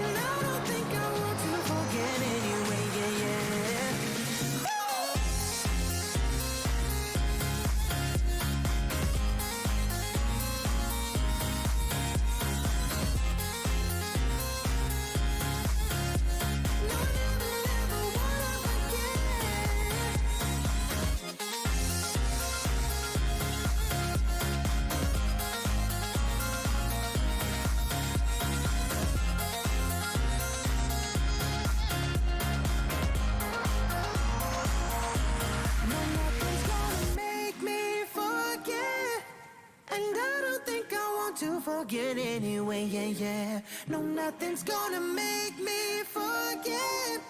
Yeah, I don't think I want to forget anyway, yeah, yeah.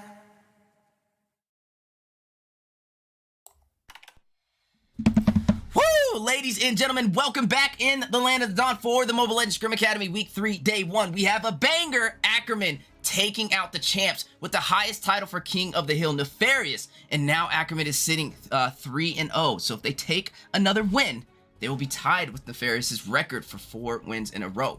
The question is, will Ackerman make history today? Can they break that 4-win curse and prevail and be the new title holders for the Mobile Legends Scrim Academy. They're going to be going up against no other than a team that we've kind of seen show up more and more inside of the land of the Dawn, Ohana Esports. Just a little bit about today, guys. We are doing King of the Hill, and the rules are simple. It's first come, first serve, and a best of one. The winning team stays on, and it's every Monday and Wednesday, 8 p.m. Eastern Time. And if you guys would like to register your teams and get ready for professional leagues for Mobile Legends Bang Bang North America, sign up on our official Discord server now, the Mobile Legends Scrim Academy. But enough about that.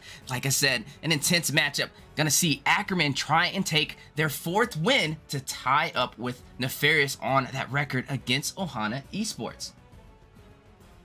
Absolutely. And I mean, we're hearing so much about Ackerman, but Ohana Esports, right, maybe going to step out tonight and show Ackerman what leaving no family members behind truly looks like. Looking to show us that synergy, right, that 5-man machine from the side of Ohana, looking to take down the Giants. That is Ackerman, one of the top teams from NACT, but Ohana new, fresh on the scene, looking to replace them as the top dog and King of the Hill.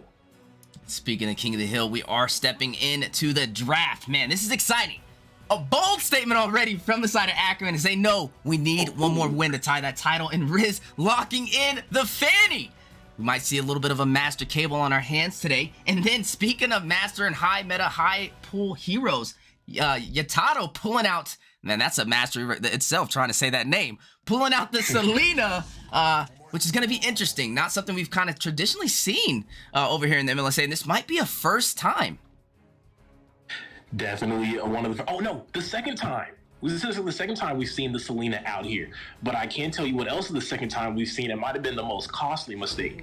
Putting Fanny on the side of Ackerman, because this can easily, right, get put into the hands of Kush if he chooses to do so. We've seen him use this Fanny to its maximum potential. And from the side of Ohana, not sure if they did the scouting report, but this is not one of the best decisions to let the steel cables find its way into the hands of a team like Ackerman. All these players, right, so adept at these micro-intensive champions. And you can see that right from the first 2 picks, Fanny, Selena, nothing easy about these champs. Going for the complex draft immediately. But speaking of easy, we do see the Angela getting slotted up from the side of Ohana, looking to piggyback on the back of others, right, from the side of Ohana, definitely sticking it to that family central-oriented gameplay there. And we do see the Cho as well being picked up from the side of Ackerman. That's going to complete, right, these the first half of the draft for both teams.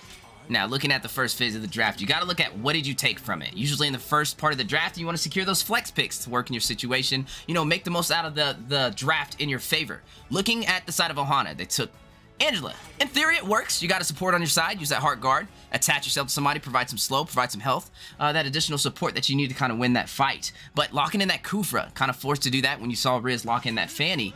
Not sure if that was the best answer.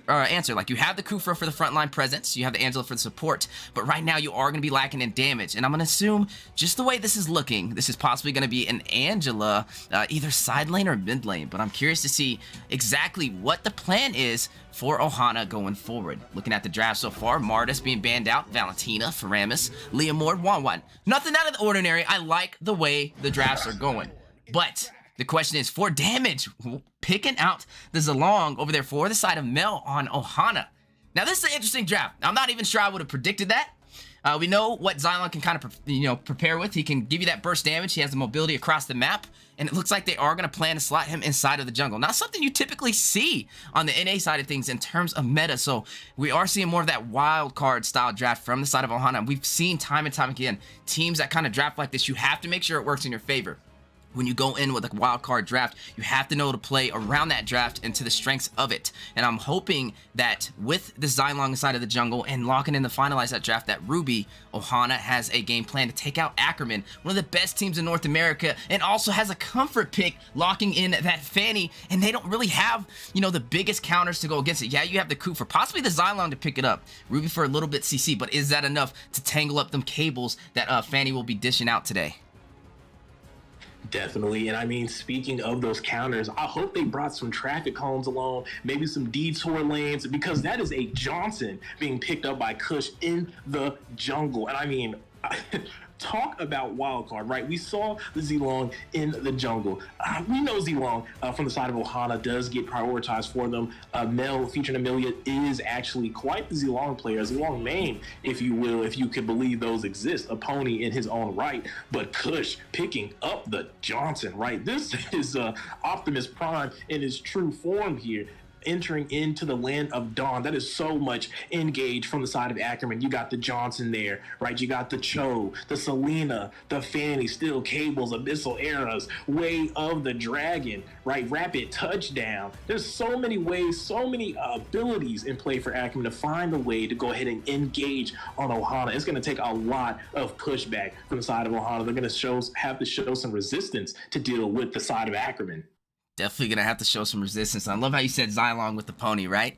Hopefully today we'll see him transform into a unicorn, but maybe not with the plans of seeing how Ackerman has kind of played through. But speaking of the game, we are gonna jump straight into the land of the Dawn. Ackerman versus Ohana Esports. Ackerman with 3 wins on their back and trying to break the record for the Mobile Legends Scrim Academy. You got Kush with Fanny on the jungle. All you Fanny lovers out there, definitely spam that Fanny in the chat. And then all you Xylong unicorn or pony lovers out there, definitely shout out Mel right now if that is the team you are going for, as we do have a match on our hands.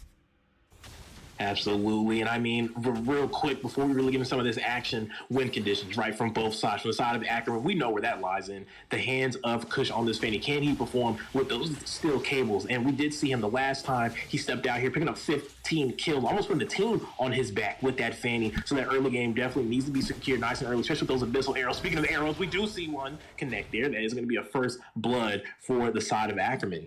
What a play, and Ackerman already able to take the lead, and this is going to be interesting. We're seeing a lot of mobility on their side, able to, kind of travel across the map with Riz on that Johnson. But speaking about traveling, you do see a little bit of a clash going in a 2v1 situation. Force out the flicker on Clint, and Kush wasting no time. A master of cables rushes in with the cutthroat and takes him down 0-2 right now, and we need to see an answer from Ohana, or we're going to see Ackerman do what they do best, kind of pave that way in the early game. Speaking about paving, bottom side, a little bit of a trade-off. Mel versus Izumi with Ruby kind of joining that fight, forcing Izumi on the retreat.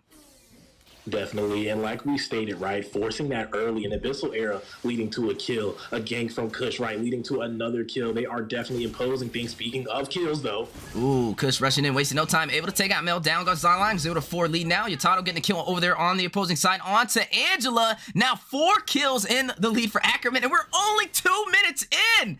Now, we know Kush is on Fanny, right? And Fanny has to do Fanny things. And what is Fanny things, you say? That's paving the way in the early game. Speaking about early game, Izumi getting a kill onto Ruby. And right now, Ohana Esports just dropping like flies right now. And they definitely need to find an answer if they want to keep in this game, as this is a 0-5 lead. And we do know neutral objective Turtle has spawned in. A little bit of pressure over there on Kush on the blue buff, trying to still hit, but unable to hit the mark over there. And Kush trying to put down the pain on to Kufra. And oh my goodness! The cutthroat, a master of cables. Speaking of mobility, speaking of cables, Riz trying to rush it onto a Millie, circles back around on the drive-by, and Kush deciding to disengage. But 0-6 right now, and man, oh man, what a game. Mel, a little bit of a 1v1. What are we watching right now?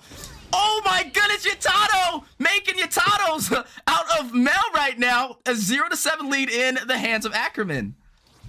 Yeah, and I mean, just right back to what we said for their win condition, they are definitely doing exactly what they need to. That early game pressure, that early game threat. Speaking of early threats, we do see 2 Heptaseeds already being slotted in, one falling to the hands of Izumi and one falling to the ever-capable hands of Kush, right? That is a lot of early pin damage, right, for those members.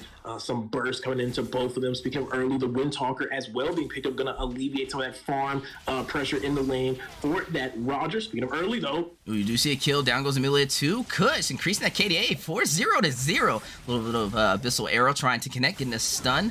Kush rushing in, getting a double onto Kosi. Down goes Ku for the direct counter for Fanny, but it's looking like it's the other way around. The over-aggressive. Do you see the hard guard activated onto Ruby for some additional sustainability to push them away? Yatato quickly going down, though. The first one to fall on the side of Ackerman. Kush possibly going down as well, able to escape with the mastery of his cables. And you are seeing Ackerman, while all this is happening. Riz and Zia pushing in the gold lane tower right now, but no team going for this turtle as Ackerman just realizing they have such an advantage in the early game already with this burst damage and the difference in items right now that they're just going for straight ganks to increase that KDA. Without a doubt. I mean, they're up 4K and definitely a big opportunity, right, coming out from the side of Kush on this Fanny. I mean, we're seeing it left and right. Speaking of right, the Kufra there left on the wrong side of things, going to get taken out all alone. Ohana leaving a family member behind. Speaking of behind, though. Oh, my goodness. They are not playing around as they are increasing that KDA 11-1. You do see that Clock of Destiny over there by Yatato to make things even more dangerous. We're seeing something we don't traditionally see. A Roger in the gold lane by Zia. You do see Kush able to secure that turtle. Looks like a bad situation. Hard guard being activated over there by Clint. But is it enough to hold off against the 4-man stack of Ackerman? No, it's not. Down goes 1. No, down goes 2. Zia taking out Amelia. And also, you do see Clint falling in that process. 1-13 right now, and this is what we say, the snowball is in full effect, and I don't think Ohana has the right equipment to kind of stop it. Speaking of stoppage, you see Kush trying to increase the KDA again. The damage right now is just insane, but Izumi, the kill stealer, possibly a new title for him in the MLSA, is gonna go ahead and take Kush's kill and also take the tower from Yatato, just stealing everything on the side of Ackerman right now. Absolutely a cold-hearted robbery. Speaking of robbery, Ackerman running away with the gold lead now, up 7K, but more action. Oh my goodness, they just not miss a fight at all as Ackerman being a little aggressive, but may cost them. You do see a little bit of a kill. Johnson goes down. Mel able to take out Roger as well. Bissell arrow connecting for the Sun onto Akosi on that Kufra. Heart guard activated a little early on the Xylong. He was only killing minions. I think he could have won that fight. But speaking of fights, oh my goodness, and Jikado in the bush play to force him out of Angela and is going to go ahead and secure that kill. But at what cost is Akosi rushes in and takes down Cho, a 1-for-1 trade. But speaking of trades, 4-16 right now, and Ackerman is on fire. 4-16 and up currently, right? 3K gold Kush taking damage slow, but is going to go ahead and pick up that blue buff. And I mean, Kush right now showing us the mastery with those steel cables. Every time that we see him fly down that lane, there's something happening, right? A kill, an objective there. Side of Ackerman definitely enforcing their will. We did see Kush did just pick up that malefic roar, so now that pin already 6 minutes into the game before the side of Ohana can even really pick up any defense items. When they do get them online, not gonna be able to do much. Oh, hold up here. It's a bird, it's a plane, it's Kush. Oh, able to get a kill. What a play. He's just rushing in and taking everything he needs. That's my bike. A little bit of Debo action over there by Fanny right now. But man, oh man, this is very hard to deal with. This is a hard situation for the side of Ohana right now. Fanny definitely on line right now. 6-0-4. Looking at the side of Ohana, you know, we said with these wildcard drafts, you have to have a plan. And right now we are not seeing that as another kill is picked up on the bottom side over there by Yatato, taking out the Ruby. And oh my goodness, as soon as we pan the camera to one, Kush, just give us a second, all right? The camera cannot move as fast as Fanny's cables. Golly, it should be illegal. But 4-19 right now, 7 minutes in, and Ackerman just piling up in terms of objectives. But I don't even know which lane to watch. Like, just stay in one lane. They won't stay in one lane. They won't stay in one spot for too long. The kills are obviously driving Ackerman right now in this match. All looking like some KDA players right now. We see Izumi out there still a kid trying to pad those stats, speaking of kills. Bro, the mobility right now on Ackerman is insane. Like, every single one of them has high mobility. Fanny with the cables. If I'm not chasing Fanny on the camera, I'm chasing this. I'm chasing Ridge on freaking Johnson driving around this map. If not, I'm chasing a Roger. Like, this is insane. And just a very hard response for the side of Ohana. Speaking of responses, though, a clash going in, and gold lane Zia able to take kill on to Kufra, and they are going to push that inner turret for that mid lane while Lord has spawned in. Ladies and gentlemen, we are only 8 minutes in, 21-4, and right now we might see an early closeout and possibly history in the making for the side of Ackerman. As Zia rushes in and takes out Amelia. Back to Riz, jumps back inside of the car, gonna wrap around again. You do see a little bit of a recall over there by Ruby, which will open up the map, and not only the map, but open up a possible push for this Lord on the side of Ackerman. But the question is, do they take it? Deku, I can say, we see time and time again, teams that have this early game advantage start getting overly aggressive and start just kind of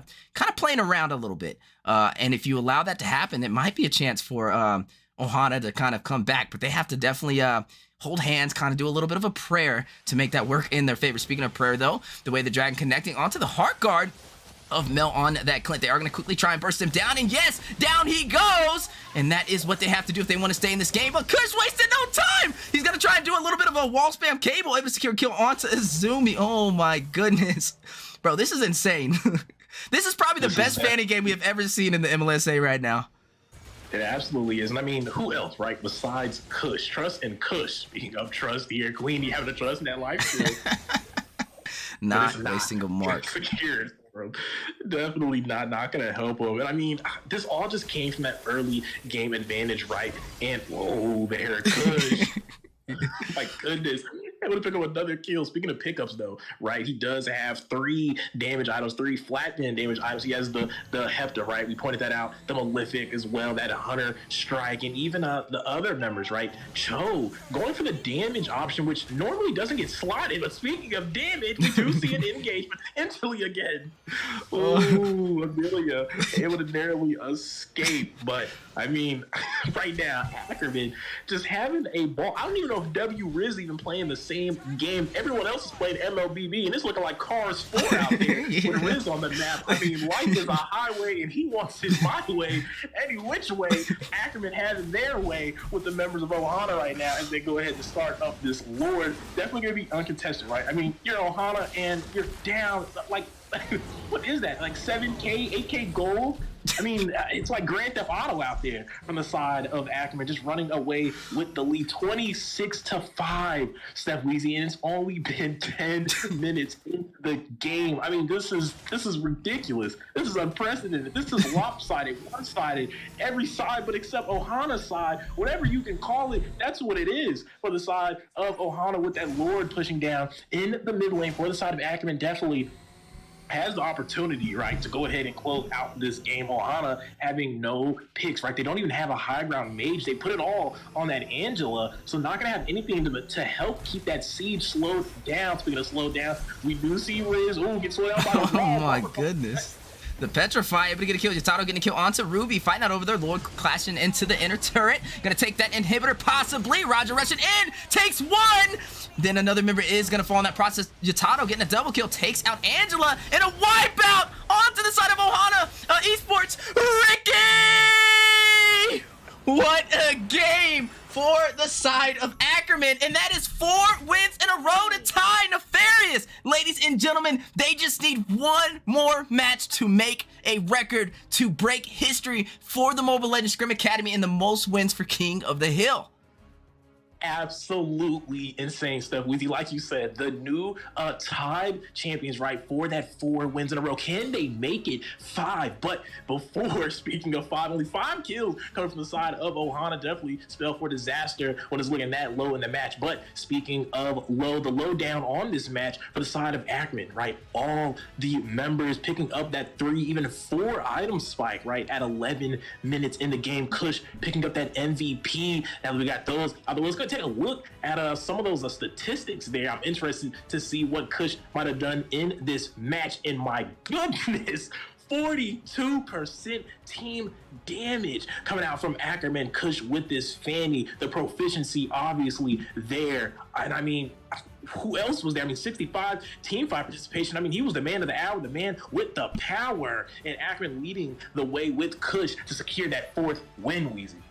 Oh my goodness, what a game. I gotta say, I didn't expect it to be that fast. There's a lot of mobility on the side of Ackerman, but please, for the love of God, pick something here that moves a little bit slower, man, 'cause I'm trying to move this camera.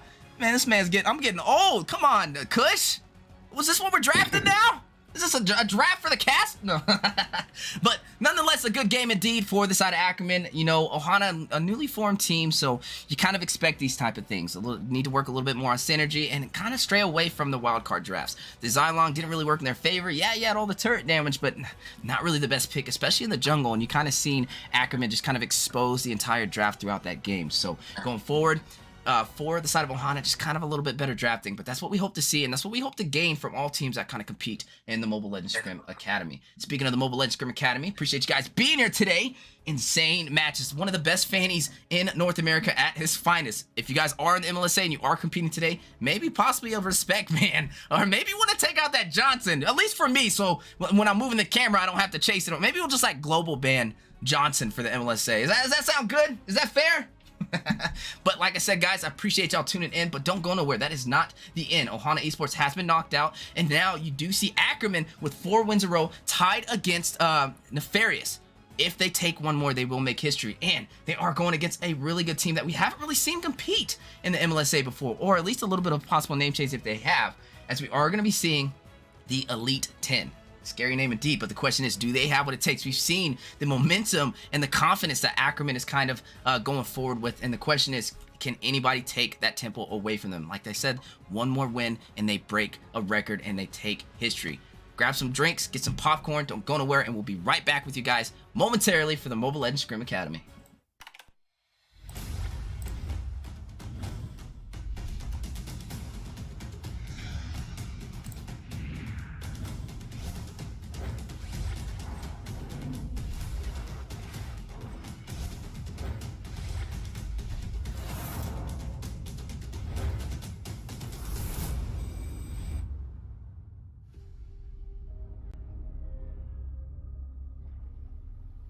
The sky is so vast, isn't it?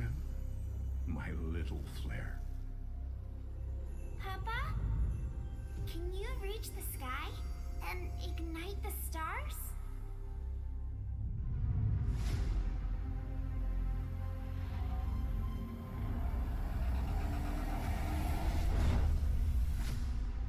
Of course, Honey Bunch.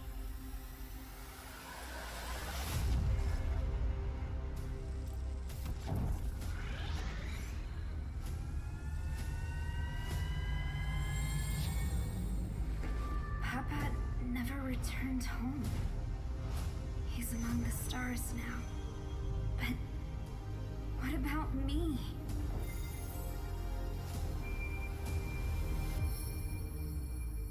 Have faith, little flare.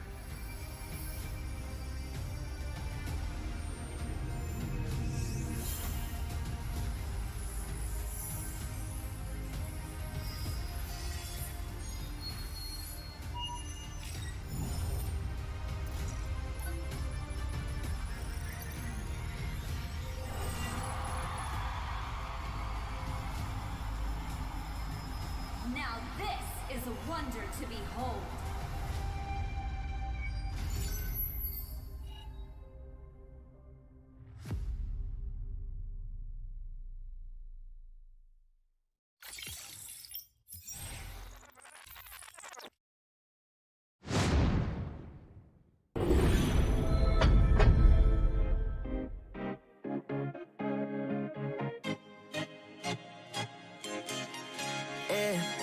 Loved you from the first time you called me lame. Loved you for your wits and your wicked games. Yeah, always on my mind, always in my brain. Yeah, with you the summer came and went in a day, and I've been craving you since the first time that I sat by your side. And I've been on my knees thinking time is gonna fix me inside. No, nothing's gonna make me forget, and I don't think I want to forget anyway, yeah. No, nothing's gonna make me forget, yeah, I don't think I want to forget anyway, yeah.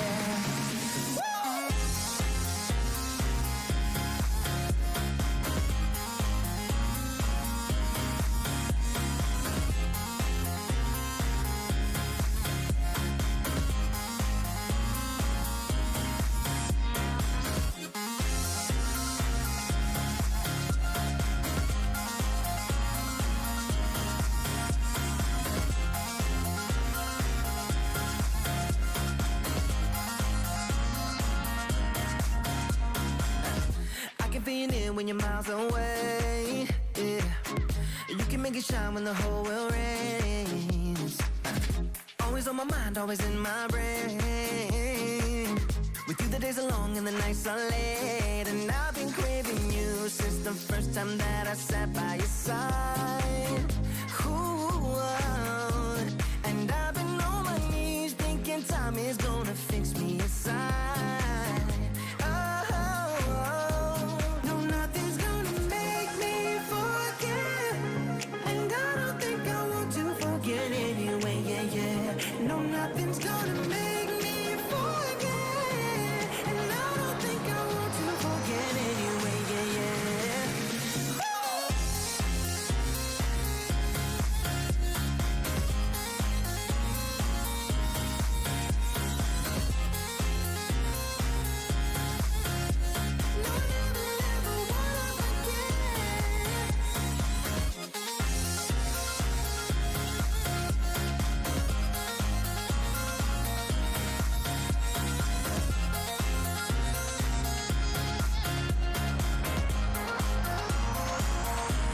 No, nothing's gonna make me forget, and I don't think I want to forget anyway, yeah, yeah. No, nothing's gonna make me forget.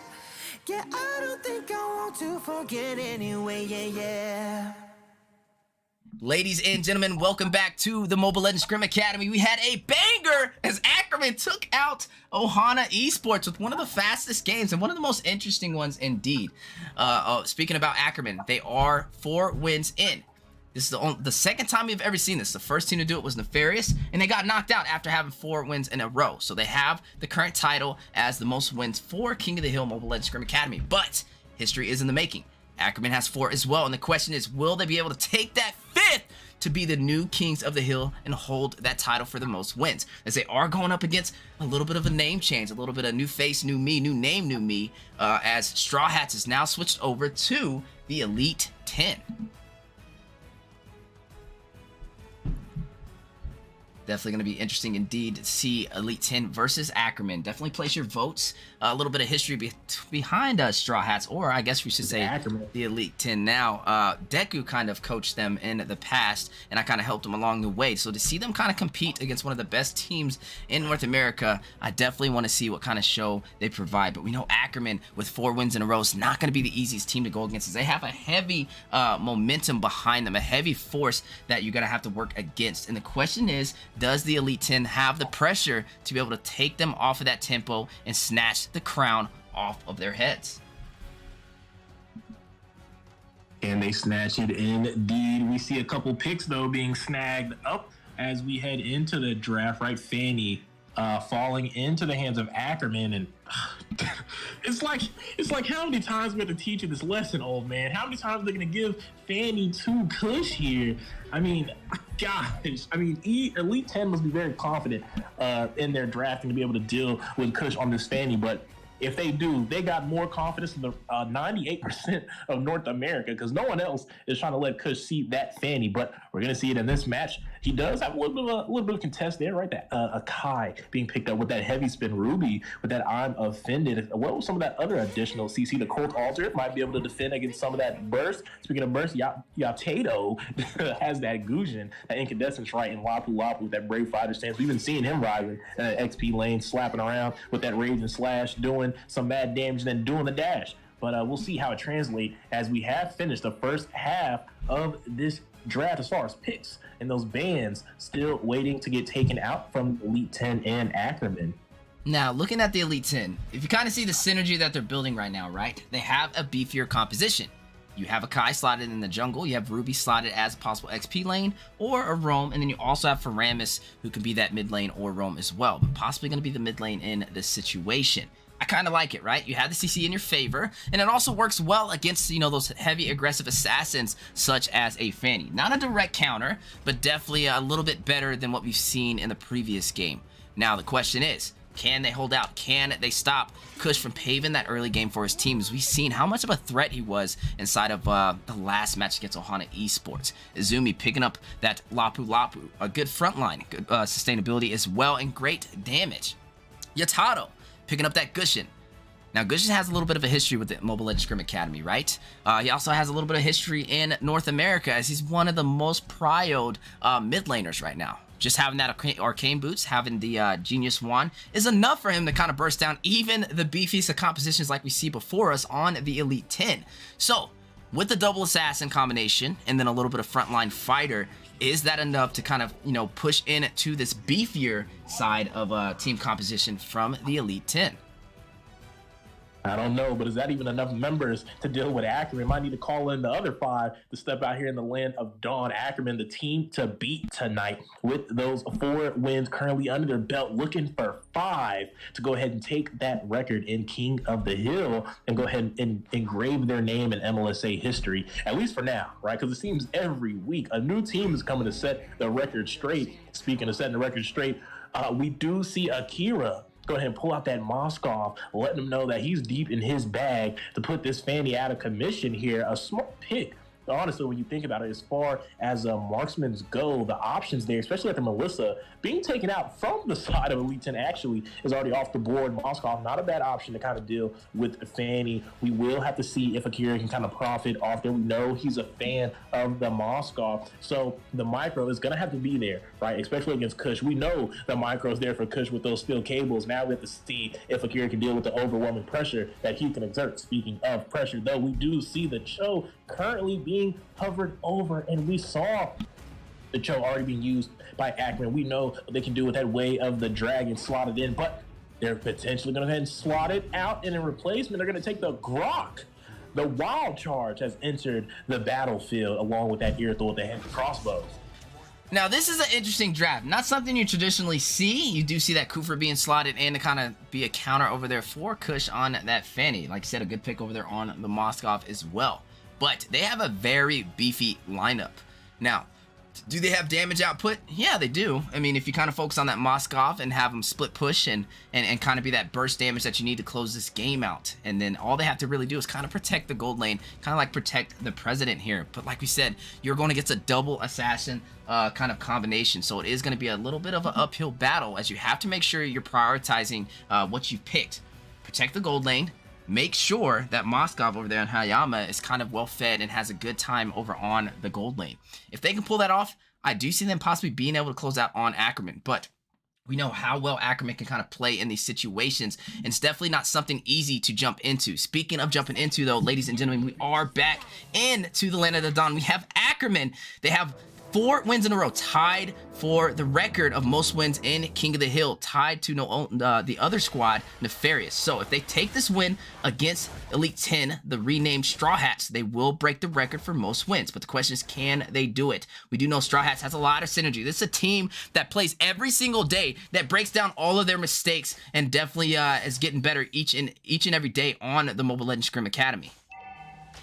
Absolutely. And speaking of ties, right, Akira's got his work cut out for him. Definitely the win condition for the side of the Elite 10. 5 members out there, but only 1 damage dealer primarily. Speaking of damage, oh my goodness, the flame shot not able to connect, but Soma getting that kill on the over-aggressive play by Yatato on the Gushin. Definitely not what you want to do, especially as that assassin early game. And that's going to give him a little bit harder for time and give him the slight advantage to the side of Elite 10. Speaking of advantage, though, Shiki getting the kill on the Kush, and it looks like their over-aggressive play style is not going to work on the Elite 10. But speaking of work, looks like, oh my goodness, Soma rushing back in with the dash and takes out Yatato. He has fallen twice now. 0-2 and 0, only 1 minute and 20 seconds in, and now a 3-0 trade in favor of the Elite 10. And I mean, this is the first time we've seen the side of Ackerman in this position. Speaking of position, we did see Kush kind of push out Yukira here on the Akai, but my goodness, not able to take that blue buff, but he does get his life taken in that process. Speaking of life, Brave Fighter stance activated, able to take down Ishiki, but Riz getting the answer back, taking down Soma. A double kill over there by Izumi, taking out 2 members of the Elite 10 to answer back, trying to even out that KDA 3-4, a little bit of a flicker. Mito rushing in to go ahead and secure that kill on to Izumi, and is not done as Yatato trying to run back, but that I'm offended connecting to pull him right back in to Mito. Can he get the kill? Yatato trying to do a little bit of that footwork, maybe able to escape, goes back in, no. Looks like he is not able to escape, and Ishiki is going to go ahead and take that kill. Now 3-6, and the Elite 10 starting to kind of pull that aggro of this turtle and go for this neutral objective.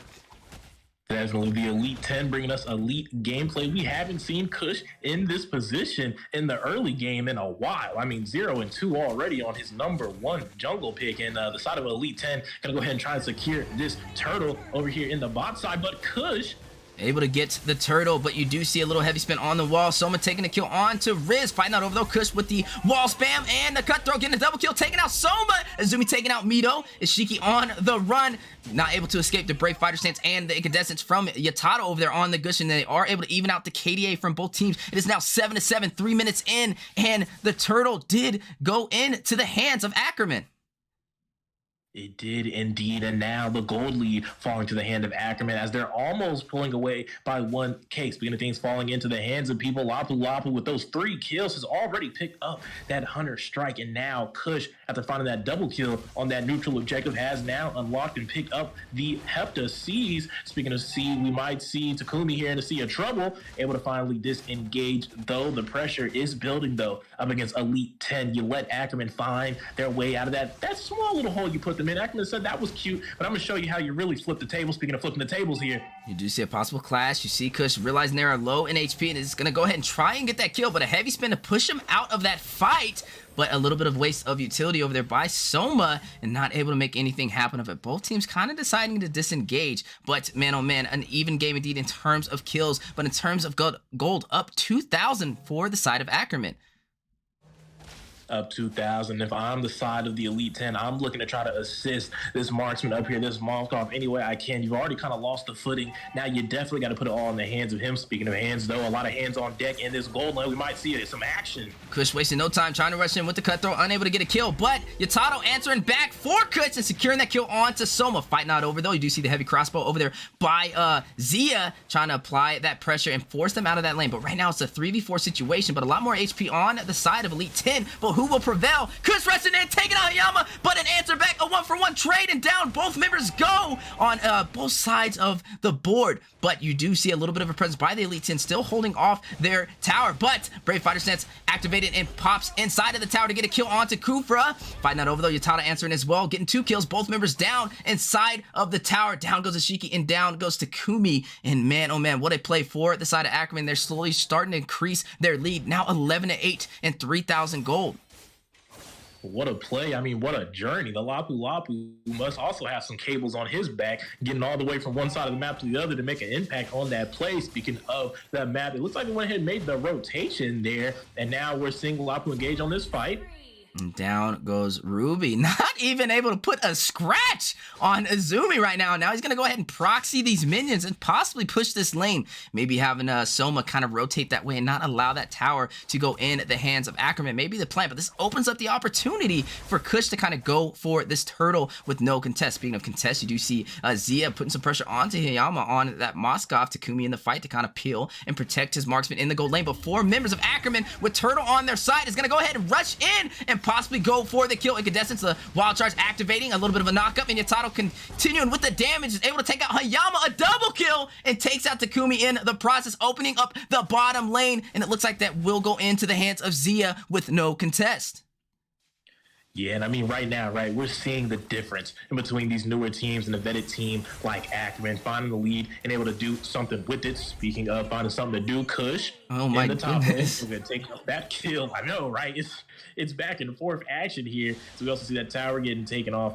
But speaking of taking things, let's take a look at some of these items here for the side of Ackerman and the Elite 10. Oh, but 1 sec here, though. You do see Yatato caught in a bad situation, a little bit of an overextension. Now Yama capitalizing on the mistake and is going to go ahead and secure that kill. Riz still in the back line, trying to possibly make a play happen as they are able to secure that mid tower. Now we do got a full situation. Kush rushing in, taking out Soma in the 4v1 situation. Takumi deciding to kind of push off. It's not a fight that Kufra wants to take. He's like, yeah, you're on your own with that one, buddy. Go ahead and, no, I'll get you on the next one, okay? Oh my goodness! Kush, not wasting a second, goes in and secures another kill. Down goes Ishiki, but the Tyrant's Rage on the wall, and down Kush goes with that overextensive play. But man, oh man, definitely worth it, as it is 18-10 in favor of the side of Ackerman, and they're slowly turning this game to a possible early finish. Absolutely, an early finish, an early lead, sitting on 6K gold. You do see the members of E10, though, looking to maybe make a play here on their jungle. Man, the double assassin combination may be too much to handle, but a heavy spin on the wall. Here, I'm getting a kill onto Yatato. Down goes Yatato over there, but fight still continuing. Soma with barely any HP, a little bit of a wall, a little bit of sustainability. Azumi able to kill the kill on to Faramis, and that will give a little bit of an advantage to the side of Ackerman as they are trying to go for this tower. Wild charge onto the wall, able to do some serious damage on Soma, forcing him to retreat. And now you do see Turtle spawning back in, and Kush already preparing for it, taking his blue buff, not wasting any time, and may possibly put another objective in their favor.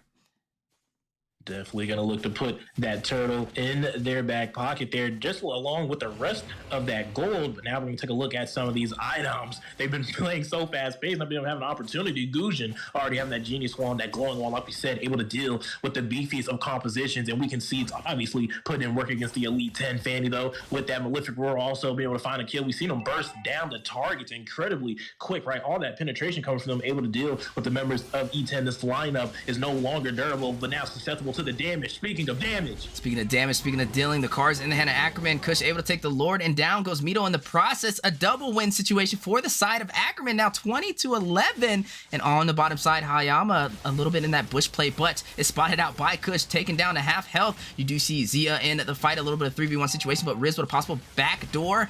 Wild charge may be in full effect as he is winding up for some AoE damage on to Sakumi. Fight still going on. They are trying to proxy those minions. There goes that wild charge we're talking about onto Soma, putting him down to a little bit lower than half health. Heavy spin to kind of peel away and try and push back, but it looks like they were able to peel those minions off. But it looks like Ackerman kind of shifting focus and are going to work toward that mid lane. They realize they have that Lord in their favor. They have the lanes synced, and they're going to try and make the most out of this neutral objective. But the question is, how will the Elite 10 respond? Down goes the mid inner turret. The fight continues in the mid lane, and while this is happening, the bottom inner turret has fallen as well. Towers dropping left and right in the favor of Ackerman. Absolutely in their favor, and that's just the story of this match. Everything's been in their favor for a while now. Speaking of unfavorable conditions, Nicole Alter activating wild charge for a little bit of knockup onto Soma, but Yatato getting a kill onto Takumi. Down goes Kufra. Minions are in the tower. They're quickly bursting it down, trying to get a little bit faster than a 10-minute finish, but Izumi has other plans, able to get a kill. Mito able to take out Kush over there on the Fanny. A double kill by Yatato. Down goes Soma, down goes Mito. A triple kill. Zia getting a kill onto Shiki in that process, opening up all the lanes for Ackerman. And it looks like, ladies and gentlemen, this may be history in the making. Able to take 5 wins in their favor, and also able to finish with possibly one of the fastest games in the Mobile Legends Scrim Academy. But can they do it? Kufra winding up, probably a little bit of a Tyrant's Rage into the towers, all he can really hope for, but not in time as Ackerman takes the game, and they break history for the most wins in King of the Hill for the Mobile Legends Scrim Academy. Wow, wow, wow. I mean, Ackerman came out tonight to put on a show. Not only did they break that 3-0 curse, right, not falling to that defeat after the 3rd victory, but they also tied up with Nefarious, right, with the 4th win. And in this match, went ahead and broke another record there, right, able to go ahead and secure their 5th win in King of the Hill, never done before. Speaking of things not done before, not done too often, Azumi on the XP gonna pick up that MVP on the Lapu Kush not being the main storyline this time with that Fanny. A lot of supporting roles gelled together to go ahead and secure this win in spectacular fashion for the side of Akron. Unfortunately for E10, the revamp, the debut for them is not going to come to the end that they wanted. Speaking of ending, though, Gold Lane Enjoyer Zia playing a huge part in the ending of this game. 56% turret damage, 18,000 damage in his favor. That XP laner, like we said, I pointed out earlier, the rotations were crazy. 77% team fight as an XP laner is absolutely barnacles. You don't see that every day coming out from the XP laner in any region. So kudos to the side of Ackerman with all those pieces moving and grooving in the right pace to get into first place for MLSA King of the Hill. Man, what a play indeed. History in the making. That's what we love to see. For those who don't know, we are the Mobile Legends Scrim Academy, and we have seen history in the making. Ackerman, time and time again, knocking these teams off like flies. Definitely earned the crown that they are wearing. But, like we said, that is not it. There are a lot of teams trying to knock them off that tempo. The Elite 10 was unable to do it, though, and allowed them to make history. But next, we have another banger, another team that's competed in the Mobile Legends Scrim Academy, Tiki Star. The question is, do they have what it takes? Already 5 wins in a row, and anything that Ackerman does from here is now history. They literally can pave the way for a new record to set. And the question is, will it end at 5? Is it a 5-win curse, or will they be able to make it a Game 6? Find out here shortly in the Mobile Legends Scrim Academy.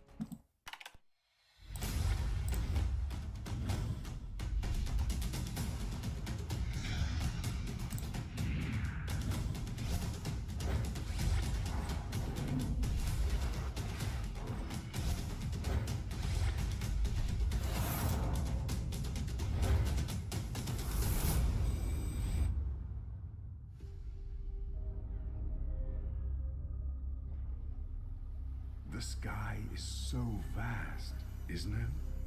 My little flare. Papa? Can you reach the sky and ignite the stars?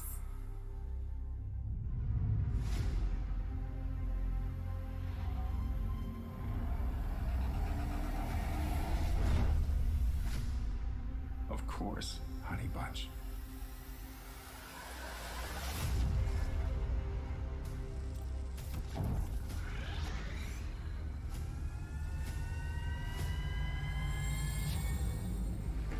Papa never returned home.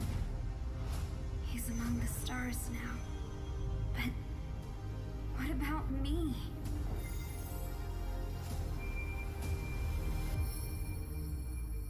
Have faith, little flare.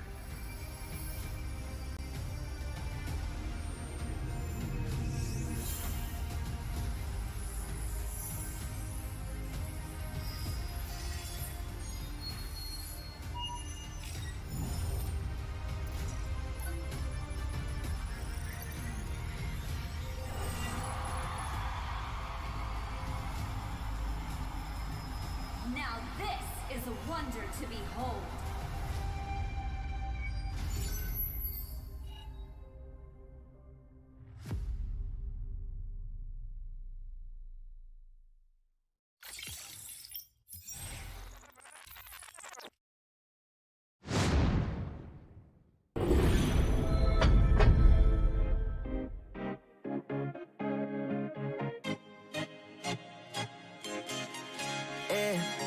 Loved you from the first time you called me lame.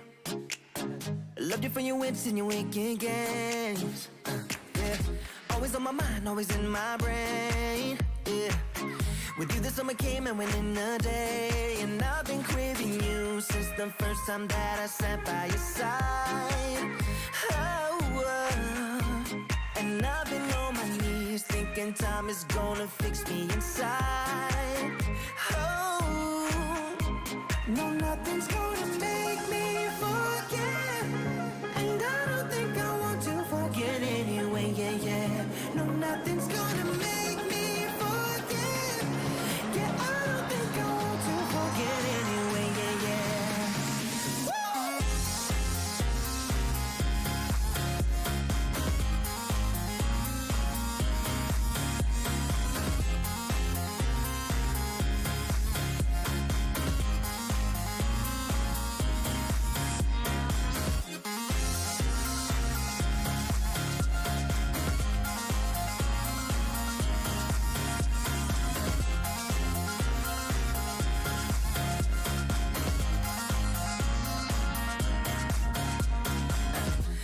Being in when you're miles away, yeah. You can make it shine when the whole world rains. Always on my mind, always in my brain. With you the days are long and the nights are late, and I've been craving you since the first time that I sat by your side. Ooh, and I've been on my knees thinking time is gonna fix me inside. No, nothing's gonna make me forget, and I don't think I want to forget anyway, yeah.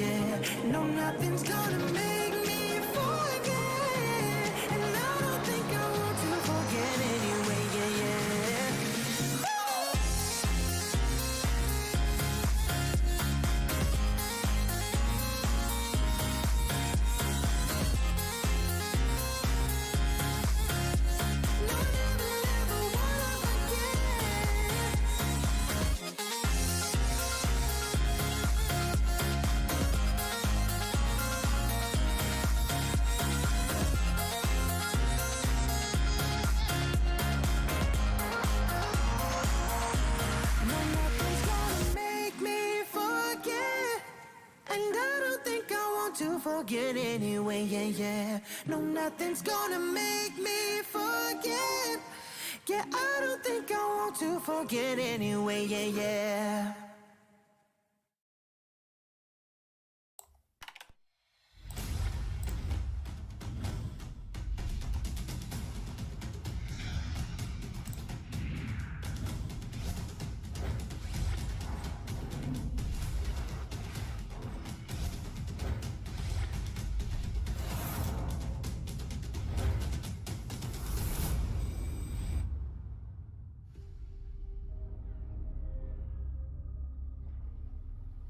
The sky is so vast, isn't it? My little flare. Papa? Can you reach the sky and ignite the stars?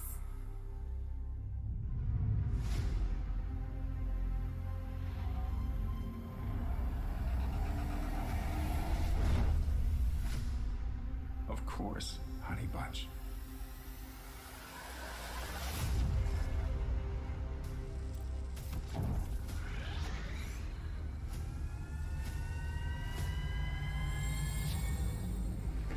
Papa never returned home. He's among the stars now. But what about me?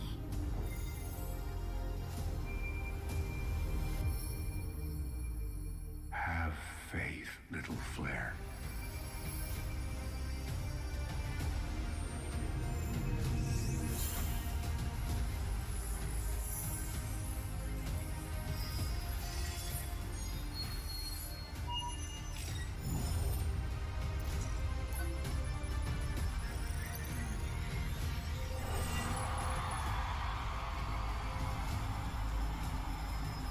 Now this is a wonder to behold.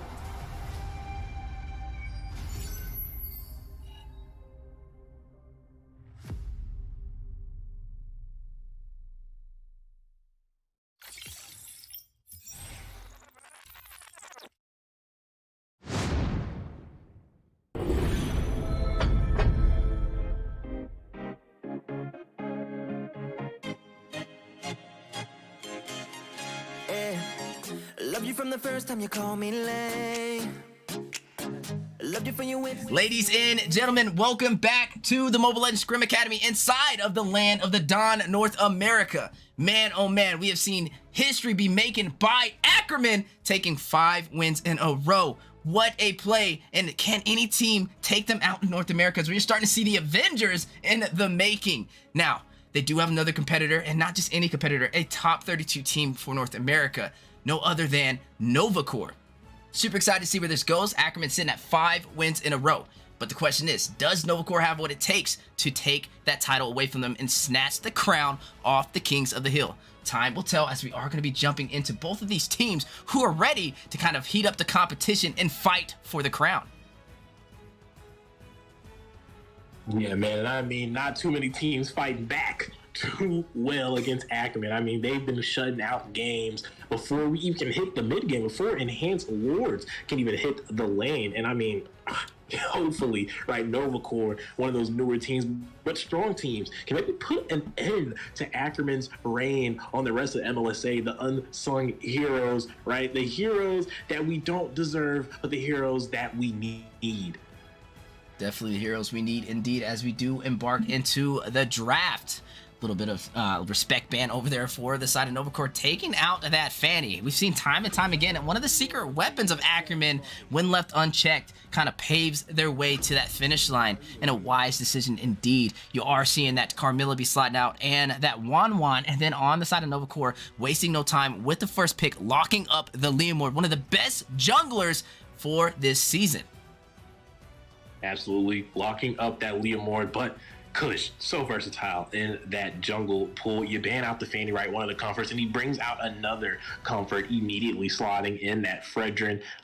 Hasn't been used too much over in the MLSA, right, from the side of them in the jungle. We did get to see it in one of the earlier matches from the side of Ackerman. I say earlier, it's much later, and they're still on our screen. Hopefully someone can go ahead and take them off, but that Fredrin, a known companion now for Ackerman Kush in that jungle, one of those rising comforts for him, something they love to lock in. Speaking of something they love to lock in, the Claude is going to ahead and fall into the hands of Gold Lane Enjoyer. Looking to have a good time in the lane, having a good time in this match as they've done in the previous 5 matches. Now, from the side of Nova Core, right, looking to maybe potentially pick up that marksman so that doesn't go ahead and get banned out. Now, we've seen Leslie kind of get picked up against the Claude back in the past, but kind of not even really deciding to go that way as Jolie's going to lock in that Beatrix. Now, we've seen Jolie on Beatrix. Definitely knows how to operate and has a really good micro on it. So definitely interested to see the gold lane today. Zia's a master marksman, but so is Jolie. Both of these teams are top 32 plus for North America as well. So this is going to be a battle of mastery at its finest. You are seeing that Lapu Lapu slotted again, but this time into the hands of Novacore. This was previously used by Ackerman and possibly one of the most picked fighters now for the Mobile Legends Scrim Academy. Usually when it's slotted, the teams kind of win with it in their hands. So maybe I might have to pull some Lapu Lapu inside of ranked, or is this one of those things where you don't try it at home? I guess I have to find that lesson out myself. But speaking of lessons, we do see the late game marksman picked up over there by Zia, which means definitely having to play a little bit safer. But he does have Dexter. He has that mirrored image effect to his favor to kind of check those bushes and escape those tricky situations. But he's going up against Jolie, a master Beatrix, and it's definitely going to be a little bit harder in the early game. And now, speaking of early game, we do see Riz wasting no time, realizes that they have last pick in the first phase of the draft, and a little bit of a textbook move, locking in that Atlas. Indeed, locking in that Atlas, and you can bet your bottom dollar there. They're definitely getting rid of that Diggy, take out that time journey, and just like that, it is taken off the map, and now Atlas is online. But there are still some more counters, right? The Akai could still come out and maybe provide some ability here to kind of counterplay into that with that heavy spin. We might see it get banned out though from the side of Ackerman. I'd expect a team right at this level to be able to maybe wise in, key in on that Akai ban, but they might not be worried about it, right? We know where that Liam Ward's going right now, so they might challenge to see if they'll pull that Akai out in that roam position, but we know where the roam is for Ackerman. W Riz pulling the trigger on the Atlas. Speaking of pulling the trigger, Lily is going to go and get taken out, going to get rid of some of that early ability right from the Lily with those glooms. No mid lane priority going to come in lieu of that picks. So we're moving on to the last 2 bans of this pick and ban phase for both teams. And if we take a quick look over at Nova Core, they don't have a mage, right? Which I find a little strange. They went ahead and banned out Lilia, but then again, Red Side does have the first option to pick out of the ban in the second half. So they may not want to take the risk and let Lilia fall into the hands of Ackerman, which would allow them to have a good time enabling Z to get on that gold lane when you have someone like Lilia to quickly rotate. Ackerman going to follow suit as well and ban out that mage, that final ban from their side, going to take out the Valentina, the IMU. Don't want to give that utility over, and some more utility to the Coast Altar for Randis. Going to get taken out. That is the end of the ban phase. We're going to move on to the picks. Yatato locking in that Kagura, definitely a little bit better for mobility, and possibly taking that so they don't have a mage that can kind of work against the Atlas. But we do know Lunox is kind of on the board. Still a mage that can kind of work with that brilliance to kind of escape that Atlas when needed. Nova Ash hovering over the Akai. That was another pick I was going to kind of recommend. That heavy spin to keep him away from the team. And then another good pick, not even thinking about, what the Xavier can offer. A good mage that scales all the way to the late game. He has the sustainability to kind of keep his team online, playing from afar, having the Dawn and Light for the damage, and also the CC at its disposal. Maybe a little bit harder for Riz to kind of go in for these sets. So this is going to be a battle of placement between the roams. Can Riz, with his Fatal Links, wrap around and make some key plays for the side of Ackerman, or are we going to see Novacore kind of use their tanks at their disposal to keep him away from these potential sets and game changers? But Nova Ash with the swift change is going to go ahead and lock in that Grok, another tank that we've kind of seen time and time again for the Mobile Legends Scrim Academy, and that's going to confirm the draft from both sides. Is Yuzong slotted over there by Izumi with that beautiful I want to say, is that a collector skin? Maybe, I don't know. It looks mighty expensive. The drip is there. The drip is definitely there as we are about to slowly embark into the land of the Dawn. Now, We got to ask the world. We got to ask North America. What do you guys think? Do you think Ackerman has what it takes to continue this streak? Will they be able to take out Novacore as they are 5 wins in? They need one more and they'll just make it. Actually, they don't even need one more. Anything they do from now on is history. But the question is, can they do it? Place your guys' bets and let us know as we are going to embark back inside of the Land of the Dawn. And man, embarking back in the Land of Dawn, but like you pointed out, Ackerman embarking back on this monumental push here, this monumental drive force, looking to secure that 6th win. And as you stated out, anything they do from here on out is just record-breaking. They are now the bar. They are the trend setters. Everyone else going to be following in their footsteps. Going to be looking to win out these games. But speaking of winning out these games, let's go ahead and point out some of these win conditions from both sides, right? From the side of Ackerman, we know where it lies, right? Getting this Claude online, providing some of that attention up there to Zia in the gold lane to really let him enjoy the lane that he is currently sitting in. You want to let Riz be able to find those fatal links and maybe stack up, right? Chain the CC with Kush. We've seen him on this Kush. We've seen Fredrin in general out here, like I pointed out, a walking petrify. If you can chain that CC, if you can get that damage follow-up by Zia with that blazing duet with the perfect setup, is definitely going to be a winning condition in these team fights for the side of Ackerman. And on the side of Novacore here, you're going to have to find a way to maybe stop the fatal ones. You have the wild charge, right, to be able to bring out that stun, maybe to stop Atlas in his tracks, along with that Xavier, right, as we're seeing him right now provide some of that CC now on Riz, things like that, right? Be able to stop the engage, maybe for the re-engage, and maybe go for the poke, right? You have the Xavier. As the late game goes on, those Dawning Lights are going to come in handy to be able to poke out the side of Ackerman to maybe swing the fight before it really gets into the clash that engages to go ahead and have the upper hand as far as HP. Speaking of upper hands, we do see in the top lane a little bit of the numbers grouping up to go ahead and start sliding down over to the turtle as there was nothing there to catch. Everyone on their way. It's about to be a block party in the mid lane and in the jungle. Wall is out there. A little bit of mobilization on Kush. Going to be taking a little low there. Novash going to stack up some of that poke. Blue buff coming in for the side of him. Might be going to go for that. He is currently level 4. I think Nova Sin might just make it to level 5 or right underneath level 5. If he can reach level 5, that'll definitely increase that retribution power, which will help him secure this turtle up ahead of Kush here, but it looks like he's barely going to be underneath that. Kush going for that blue buff might be that decision. Yeah, he's definitely going to go ahead and disengage from the blue buff and going to look for this turtle play. Speaking of turtle play, the Black Dragon activated. Both teams find out for that turtle. Nova Sin able to get the retribution off. Yatato getting a kill onto Nova Sin. JW getting a kill onto Risen, who is Peter taking out Kush. A 2-for-1 trade, but is the fight over as JW barely hanging on by a thread with barely any HP, but that turtle did go into the hands of Novacore. And we've said time and time again, watching Novacore kind of compete, they have the best placement out of all teams in the Mobile Legends Scrim Academy. They have Ash over there, Nova Ash, definitely one of the best Atlas players, and definitely one of the players that kind of provides those opportunities for their team. So I'm expecting a couple of, on-point wild charges to make their team win these trades. But on the side of Ackerman, this is possibly one of the best, if not the best team in the Mobile Legends Scrim Academy. Definitely that crown shining very bright right now, and I don't think anybody can kind of snatch it off their head. But if a team can do it, it's definitely Novacore. It is an early paced game though, 2-1 right now, and both teams kind of prioritizing objective, not being too overly aggressive, and you got to respect that. But like we said, winning conditions over there on Zia with that Claude definitely needs to make it to late game without being taken out too much. But speaking of taking out Namir's Passion, Shadow Stampede activated 2 ultimates on the side of Novacore, a little too early, which will create a little bit of difference in utility if both teams decide to clash it out on the top lane.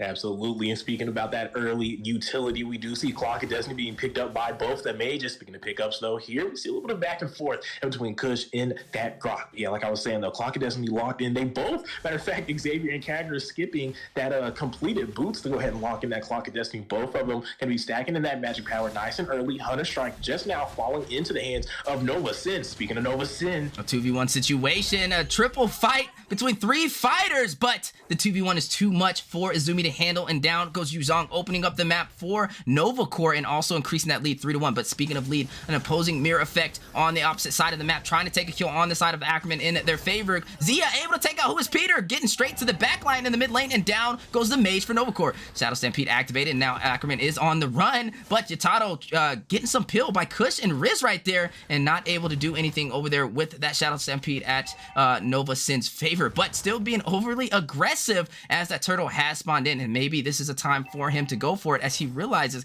Ackerman is very low in HP, and Kush is going to go for that blue buff.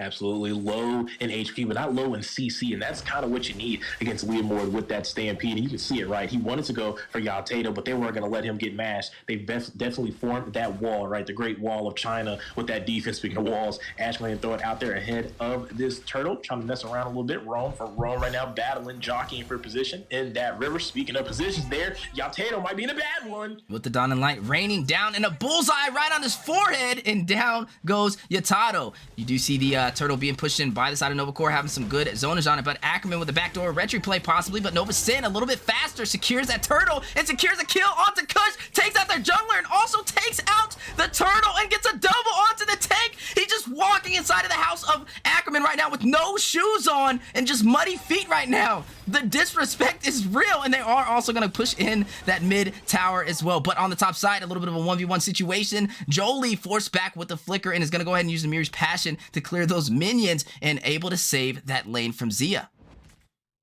Absolutely there, Wheezy. Jolie starting to look like he cares with all that damage coming in from Zia on this Claude. Already losing that matchup, losing some ground. And speaking of losing grounding here, you do see the Fatal Links activated for the set, but will they be able to make the most of it? No, they don't. Kush getting a kill onto Nova Sin, and it looks like 6-3 right now into the favor still of Nova Cores. They were able to take that mid tower to open up the map a little bit, but on the bottom side, you do see Azumi was able to take the time and the advantage and the separation and pushes in the tower for the XP lane. Definitely, but if I'm on the side of Novacore, I'm happy with that trade. You open up that mid lane area of the map, which means there's going to be pressure right into the jungle with them not being able to have that mid tower to kind of rely on. You lose the side lane, but you know, it is what it is. Speaking of what it ain't though, this doesn't look like Jolie is going to be able to escape. You do see a little bit of a pick off over there with the advantage of Riz kind of protecting Zia for that kill. And down goes the marksman for Novacore. Nova Ash a little late to the party. But speaking of party, 6 minutes in, 6-4. The map and a little bit more on the side of Novacore as they have the mid tower pushed in. But you are seeing a possible push for the buff. Looks like a little bit of play by Riz trying to get a possible set. Trying to do a backdoor play on possibly... Novacore, but I don't know if they'll be able to make this work in their favor. It's now in a tricky situation. The wall up to kind of block Riz from escaping, using the conceal to kind of get out. Kush kind of caught in a 1v4 and decides to disengage from that. You do see the staff built over there by Claude as well. A couple of items picking up as we are getting closer to that 10-minute mark. Both teams kind of fighting in the mid lane, possibly going for a push, trying to even out the map. Ackerman trying to take a tower in their favor. We do know Turtle is in effect as well, and it looks like they are going to shift that focus and go for that objective. Absolutely, and they're definitely going to want to try to make some ejector falls. Speaking of falling there, we almost seen Peter find out who is Yatato, almost getting taken out by the Yin Yang overturn, but right now Kush pulling on that turtle, taking the aggro to the long side of the wall, is going to be able to pick that up. Looking for more potentially, but nothing there. Go ahead and walk away. They finally find something to trade out there. It was currently 1-1 on the tower as far as the lanes go, but able to take that neutral. But speaking of taking things, looks like Beatrix is going to go ahead and uncontested for that tower, but in the jungle. Clyde getting the kill on to that Shadow Stampede. Down goes Leomord. Fighting out over though in the mid lane, going straight into the tower. Zumi getting the kill with the Shaw Essence on to Nova Ash on the Grok, who is Peter rushing in, able to get a kill on to Izumi. A 1-for-1 trade, and now Yatato and Riz forced to kind of push back. But while this is happening, Jolie paying attention with that macro across the map is going to go ahead and push the inner turret on the top side. A little bit of clash in the mid lane though, a little bit of a kill as well, and Ackerman just with these heavy bush plays, and that's what you want to do on that Kagura, opening up, you know, this opportunity for this mid tower to be pushed in. And, you know, I'm starting to think that Jolie really doesn't care, because while all of that is going on in that top side, taking a tier 3 and a tier 2 for the side of Novacore, you would have liked to pick that up with no deaths, right? But you can't complain, keeping the game nice and competitive. The gold lead, no one really in the lead there, about 100 difference, right, in the odds of Novacore. And that really comes from Jolie picking up those objectives, taking up those towers, even with the members falling down, finding something to be able to trade out. Speaking of trade out, here's some items being swapped in for these players. Leomord with that Hunter strike that Malefic Roar, going to have that pin to kind of find and do some damage against that Dragon, that Atlas, and that Frederick. Speaking of doing damage here, we do see Ackerman and company starting to group up here potentially for this game. JW might be in some trouble. With the box play trying to zone out that Lapu Lapu, you do see Zia able to take that tower fight going in. A little bit of lazy duet. Zia gets the kill. Yatato getting a kill onto JW. Down goes Lapu. Two members have fallen for the side of Nova Corps, Nova Sin and JW, and this map is opening up even more in the favor of Nova Corps. But on the opposing side, Izumi kind of getting chased down by Jolie and Nova Ash, using the Black Dragon, trying to rush back in, but is that the right answer? As he's very low, half HP, being bursted down with the swiftness by Rainer, switching to Namiru to kind of finish it up, but you do see Yuzong rushing back in, using the Shaw Essence to his favor, and it is a 2v1 situation. Can he close it out? Will this work in his favor, ladies and gentlemen? Now a little bit of a turnaround as he has forced that 2v1 situation to work in his favor, and now Nova Ash and Jolie don't care, kind of changing their mind on trying to push on to Izumi for Yuzong. But Blazing Duet in the mid lane, Zia able to get a kill onto who is Peter, and that will be the mage down for the side of Nova Corps as minions are making their way down. Is this a push Ackerman wants to take? Yes, it is. Momentum over there by Leomord for some poke damage. Zia getting a kill onto Nova Sin. Down goes Leomord. Namir's passing, try and clear the minions, and not really able to make a play happen for tower, but a kill did go to the side of Ackerman.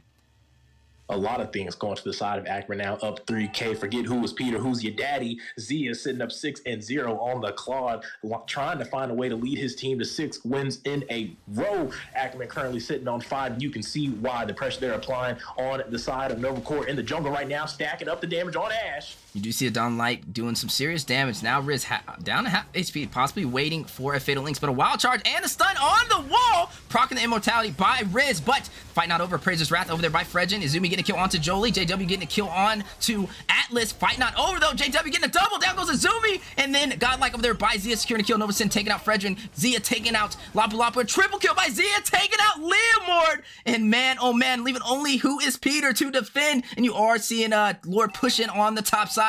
The mid inner turret being pushed in by Zia as well, and these objectives are going in their favor, but a dawning light leaving Zia with a smudge of health. But the question is, can who is Peter hold off this Lord by himself? Nova Ash rushing in. It's gonna go ahead and help him clear those minions, but the map is super open in terms for Ackerman, and they are just dominating so far as we pass that 10-minute mark and start trickling into that mid to late game.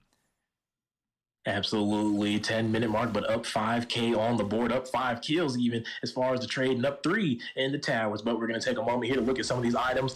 Zia definitely enjoying the gold lane, is full build online. That boy's looking to do some damage, and has he been dishing at 9-0 and 2? That man is finding a way to find those kills, and not so much trying to be a support player. Speaking of support here, Nova Ash might be in some trouble. You do see a Blazing Duet proc by Zia, not able to really do much damage, and that will be an ultimate not at the disposal of Ackerman. Not really a fight they want to take on the bottom side, but you know, they do have towers in their favor. They're still holding on to the inner turret for the mid and the bottom side. They are down to their inhibitor though, so the question is, do you kind of choke them out, stop, you know, clearing the minions? Because every time you clear it, you're allowing additional gold to go into the hands of Nova Corps. Maybe kind of starving them out and forcing them to kind of take some gold in the jungle may be the game plan, but Ackerman looks like they want to force some pressure on them. They want to not allow them any breathing room and possibly trying to take another inhibitor in this process. We do know Luminous Lord spawning in 20 seconds is definitely the main focus that both of these teams kind of possibly want, but in terms of minions, maybe not even a fight that Nova Corps can kind of take, and you are starting to see Ackerman kind of prepare for it, kind of split pushing the minions and waiting to take this objective. But the question is this something that Nova Corps will allow? Well, I don't think they have a choice on what they're going to allow. No consent being asked from the side of Ackerman, doing what they want, when they want, how they want. No questions asked about it. The side of Nova Corps, really, for all intents and purposes, everyone on that side, nothing but a couple farmers trying to find the minions. But the side of Ackerman, like you said, kind of keep those lanes there, kind of keep those waves frozen in that neutral state. Riz flirting with a victory here, and he knows as he's posturing up for this enhanced lord to be taken on the side of Ackerman. They've already got one inhibitor tower cracked down. This enhanced lord is looking to crack down another, and if they can crack that down, they might crack down Nova Corps all the way to their core and be able to pick up the 6th win in the game. That is the Lord. Go ahead and fall into the hands of Ackerman. Riz, like we said, knows this is the potential. This is the moment that they could go ahead and steal this game away from Nova Corps, as he's having a little fun out there now. But Riz potentially looking for the set here. Gonna go ahead and think better of it. That Lord is going to be coming in. Might be the better idea to just go ahead and wait along with the rest of the team, right, to go ahead and make this play happen. The minions pushing in aggressively. They might be able to take a tower before Lord even comes in. Riz potentially looking for the setup again, but it's going to get caught by the CC. It's a good play from him, but Riz still looking for more, even with no minions there underneath the tower. You can tell he's waiting, but he's getting poked down. And we talked about this earlier. That poke is going to be coming from the side of Nova as the game drags on. It might help them, right, with this. Oh, but the conceal Wheezy. Concealed play, possibly leading to the fatal links, but no! Jolie has different plans, and down goes Atlas, down goes Riz, blazing away by Zia. Jatato able to take out JW, down goes Lapu Lapu. Fight continuing though, 4-4 right now. Actually 4-4. 1-for-1 trade for both sides, but Luminous Lord making additional numbers go into the favor of Ackerman. Donning Light raining down, cushioning a bad situation. Down he goes to Liam Ward over there, and that will kind of allow Nova Corps to stay in this fight as they will quickly burst down this Luminous Lord. And I mean, that's what spelled the defense there. That burst. We seen who is Peter, right? Throwing those dawning lights, asking W Riz who is he as he's trying to push in to find those sets, but taking so much damage. And I pointed this out earlier, right? The poke is going to come in handy for those team fights. If they can kind of chip away at the HP of Ackerman, it's going to make it very difficult for them to find the opportunity to go ahead and engage. And we witnessed it happen in 4K. Riz getting too comfortable, too complacent, and taking some of that damage from who is Peter, and Jolie able to finish him off once he finally decides to commit with less than a third of HP. Speaking of a third of HP. A little bit of a commitment from both sides. Riz able to get a kill onto his Peter and able to get the fatal links, but Zia having different plans, able to take out Lapu Lapu. You do see a little bit of clash going on. 4 members down, a double kill by Zia, leaving only JW. Actually, Lapu still in the mix, trying to defend against the full team of Ackerman, and I'm not sure he has enough at his disposal to kind of pull that off. Ackerman realizing they are in the dominant position, gonna go ahead and boost their damage with the recall spam. The final formation, can all 5 of them get the recall in time to be able to close this game? And yes, they do. They are gonna go ahead and close in and try and take out Lapu Lapu, a 1v5 situation, and Kush able to secure the kill, and not only the kill, Ackerman able to secure the Nexus, and the game goes to Ackerman.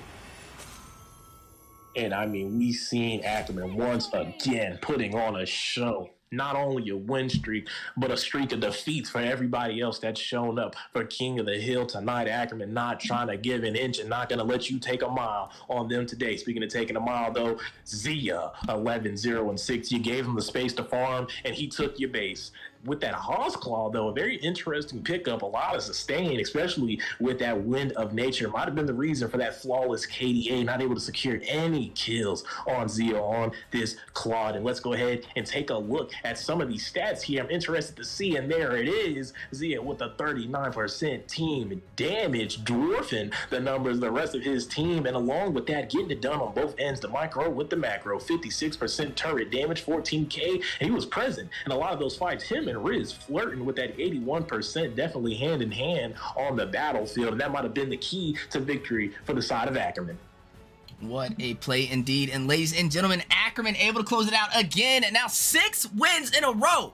Never thought we'd see it. You know, just last week it was a 3-win curse. So to be able to see them double the numbers, it definitely is going to double that pressure. And I want to see, can any team take them out as they are on the rise? If you guys are in North America, join the Mobile Legends Scrim Academy if you think you have what it takes to knock out the Kings of the Hill. Possibly one of the best teams in North America, and possibly the best team in the Mobile Legends Scrim Academy. But it is not done there. We do have Master Rim in the building to let us know who will next face the Rising Thunder, the Rising Fire, Ackerman, who has 6 wins at their disposal.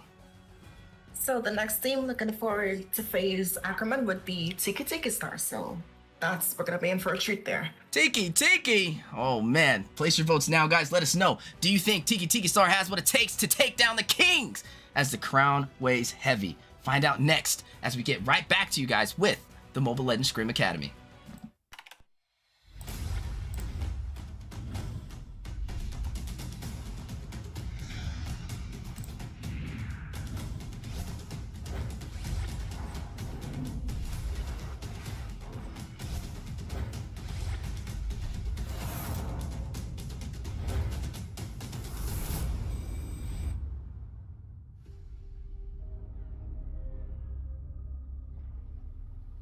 The sky is so vast, isn't it?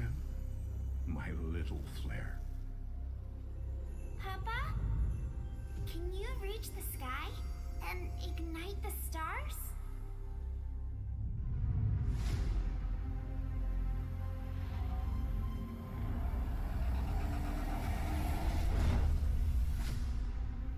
course, honey bunch.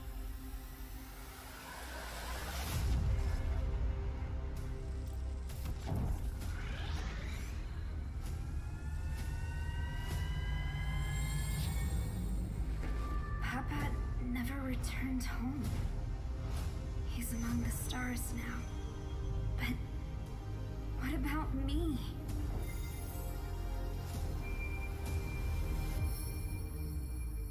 Have faith, little flare.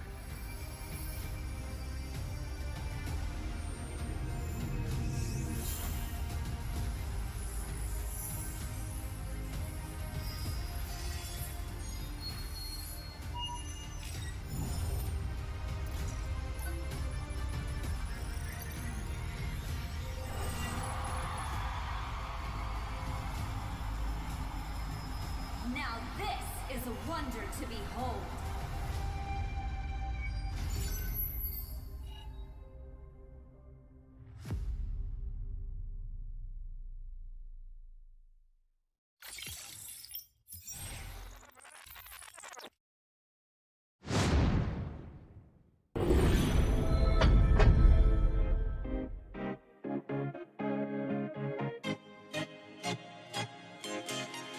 Yeah. Loved you from the first time you called me lame. Loved you for your wits and your wicked games. Yeah. Always on my mind, always in my brain. Yeah. With you the summer came and went in a day. And I've been craving you since the first time that I sat by your side. And I've been on my knees thinking time is gonna fix me inside. No, nothing's gonna make me forget. And I don't think I want to forget anyway, yeah, yeah. No, nothing's gonna make me forget. Yeah, I don't think I want to forget anyway, yeah, yeah.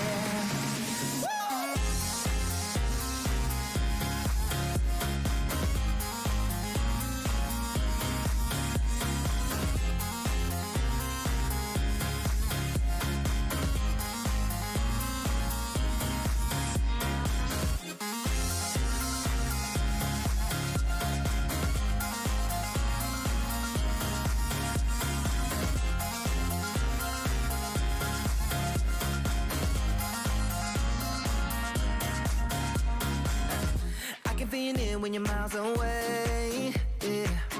You can make it shine when the whole world rains. Always on my mind, always in my brain. With you the days are long and the nights are late. And I've been craving you since the first time that I sat by your side. Ooh, and I've been on my knees thinking time is gonna fix me inside. No, nothing's gonna make me forget. And I don't think I want to forget anyway, yeah, yeah.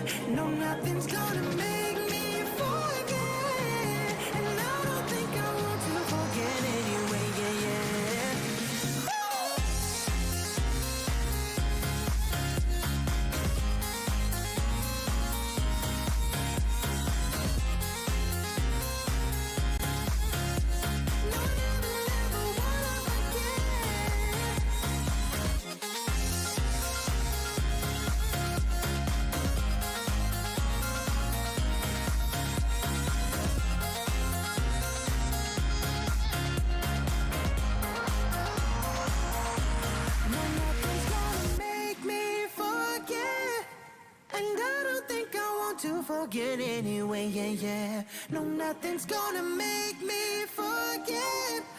Yeah, I don't think I want to forget anyway, yeah, yeah.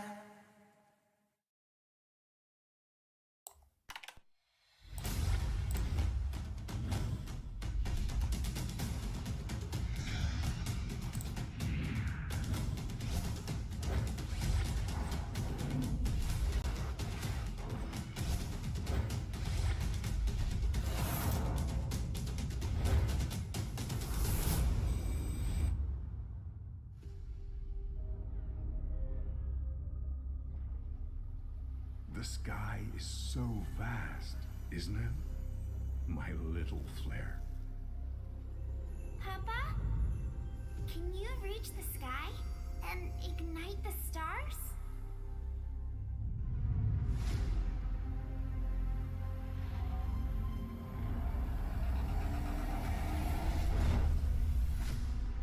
Of course, Honey Bunch.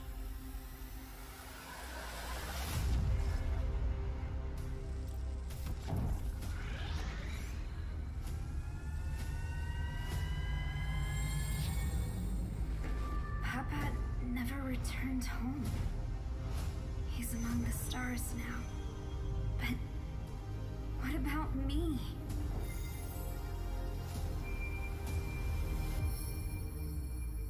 Have faith, little flare.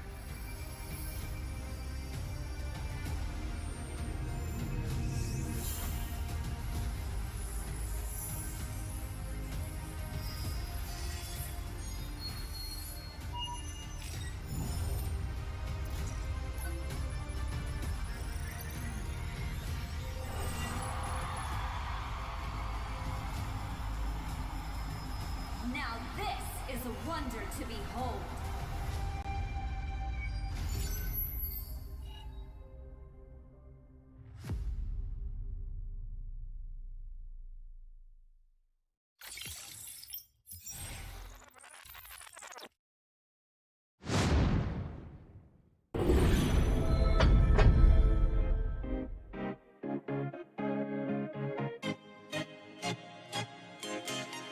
Yeah. Loved you from the first time you called me lame. Loved you for your wits and your wicked games. Yeah. Always on my mind, always in my brain. Yeah. With you the summer came and went in a day. And I've been craving you since the first time that I sat by your side. And I've been on my knees thinking time is gonna fix me inside. No, nothing's gonna make me forget. And I don't think I want to forget anyway, yeah, yeah. No, nothing's gonna make me forget. Yeah, I don't think I want to forget anyway, yeah, yeah.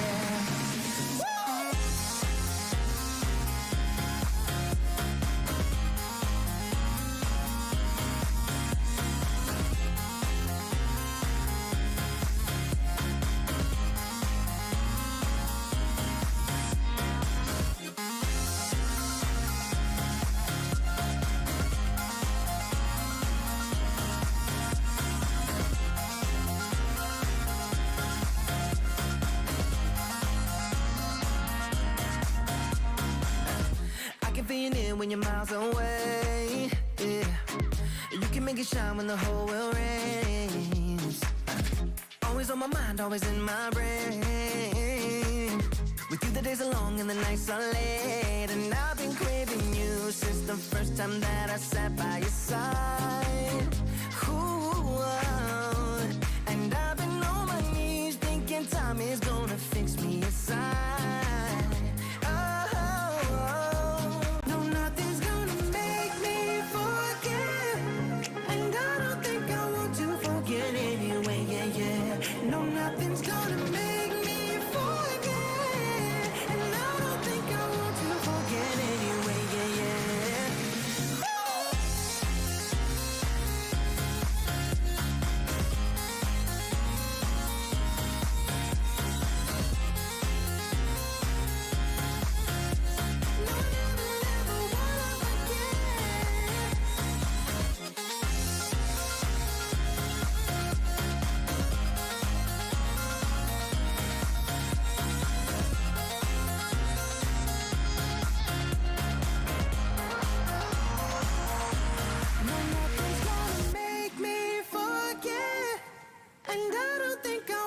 Forget anyway, yeah, yeah. No, nothing's gonna make me forget. Yeah, I don't think I want to forget anyway, yeah, yeah.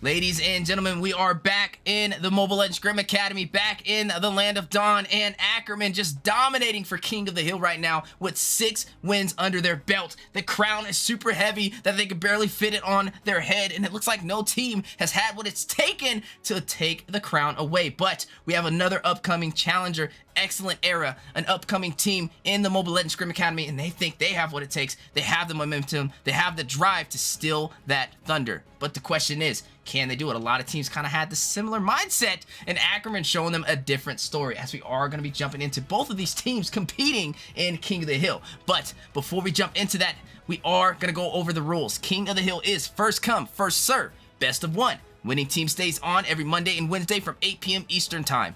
You guys can sign up officially on the Mobile Legends Scrim Academy. We are live across all platforms, but our main platform being Mobile Legends Scrim Academy YouTube. So make sure you guys subscribe over there and watch the show. Grab your popcorn and enjoy Ackerman kind of dominating these teams as they climb up the ladder. But do we have a showstopper? Can Excellent Era kind of seal the deal and close it out? And the story, you know, holds true for both teams. Can Ackerman seal the deal and solidify this win streak, ending out at 7 wins tonight? I mean, we never saw this coming, did we, Weezy? 7 wins is insane, right? Even if they end up losing, it's going to be hard to beat 7 in a row against any of these teams out here in the MLSA, but Ackerman finding a way to get it done. Definitely finding a way to get it done. And speaking of getting it done, we are jumping into the draft. A little bit of a breakdown. Ackerman locking in that Cho over there on Riz. We've seen how well of a first pick that is, having the capability to be that flex hero. Slotted as a roam, slotted as an XP lane, sometimes even slotted as a jungler, and definitely dangerous in the hands of Ackerman. You are looking at their bans. Martis being taken off the board. One of the best junglers this season. Valentina, and also the Wanwan. Definitely taking out the Wanwan. But speaking of taking out things, right, we do see the Fredrin going to be taken out of the hands of Kush. A couple teams, right, have banned out Fanny, but left the Fredrin and Kush quick to pick it up. But this time, the Fanny ban in a smart draft, if I have to say so myself, that Fredrin going to go ahead and get taken up along with that Carmilla. So you have the Blood Links, right, to enable some of that damage. But not only the damage, that recent adjustment, right, used to not take all the CC, but now 100% of the CC is transferred. So with a pick like Fredrin coming in behind Carmilla with those links, you find one target, you put the CC chain on him by the walk and petrify, and the whole team's going to be in for a world of hurt behind Alfred with this Fredrin in the jungle. But speaking of hurt, Benedetta getting picked up by Azumi on the side of Ackerman. Speaking of Benedetta, the hero of the day, 4-4. Super exciting time. Like we said, Benedetta's definitely been one of the best heroes to kind of get the job done in the XP lane. The mobility to kind of cut behind the lane, to proxy those minions, and then also creating the opportunity from that split push. Not only opportunity, but the mobility working in her favor to kind of get out of those tricky situations. The eye for an eye to be able to negate any CC at her disposal for the most part. Speaking of CC, you are going to be seeing Captain Usopp, a little bit of a One Piece lineage right there for the side of Excellence Era, locking in that Atlas to have that Fatal Links at their disposal. Another textbook play that we see time and time again when you are second in the first phase of the draft. Absolutely, and we're seeing a draft being formulated very well. A lot of frontline from the side of Excellent Era, excellent drafting skills in play. You lock the Atlas, right, for your last pick on the red side. That enables you to go ahead and take out the Diggy. We've seen it happen in the last match. Excellent Era might be making their notes and figuring their way in this game, this puzzle of a draft against Ackerman. Right now, I'm going to have to go with the side of Excellent Era. The picks they have available right now, the CC, the front line, right, even the engage capability is going to let whatever they slot in that back line potentially have a good game. Speaking of back line, though, the side of Ackerman, an interesting pickup. They went for the Clint early on. We didn't get to talk too much about it, but the Clint being taken ahead, right? The only marksman that was banned in that first phase was the Wanwan. So that means we skipped out on picks like that Mlsa that they banned out, the Beatrix that they also banned out, the Claude that we just seen Zia had an incredible game on, as well as the Leslie. So a couple of high priority marksmen pushed to the side to lock in this Clint. And I can bet bottom dollar, right? I'm gonna put the money on the line here. The side of Excellent Era, a Beatrix. Who they got over there, right? They got the Shadow over there, I'm gonna have to put the Beatrix there. If they don't take the Beatrix, I don't know what to say. I misplay. It has to be the Beatrix. The Beatrix with that Carmilla will be insanely strong from the side of Excellent Era.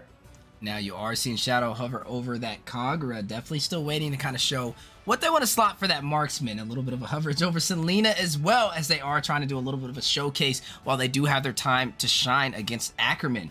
Now, looking at the composition from both sides, you look at Ackerman's lineup, they got Cho over there on Riz. Definitely having the mobility and the CC with the Way of the Dragon for displacement. You have a good mid to late marksman over there on the Claude and Clinton, are actually able to kind of have an easier time as well in the gold lane. You have Yatato locking in the Lunox for that initial burst damage on that mage, being able to burst down, you know, the beefier composition, such as that Fredrin, and also Gojo over there on the Carmilla. And then Kush finalizing the draft for the side of Ackerman is going to go ahead and take up no other than Gushin, one of the most fearsome forces in the Land of the Dawn, and slotting him as the jungle. Now, if anybody can do it, it's definitely Kush, the MVP for week 1 of the Mobile Legends Scrim Academy. And he was doing it on heroes such as Gushin, and also going against Gushin with Bane. So I'm excited to kind of see what he kind of pulls to the table today, as they are going to slowly embark into the match. But I gotta say, looking at the side of Exile Outlaws, they have CC capability. They have the Curse of Blood over there by the Carmilla, Fredrin with their Praiser's Wrath, some knock-up, some Energy Eruption to kind of negate CC and skills that Ackerman pulls out. They have Shadow over there on the Kagura to kind of get away with the mobility, and they also have Zenith on my battle twin, Brody himself. And I mean, no disrespect, Weezy, but I'm disappointed.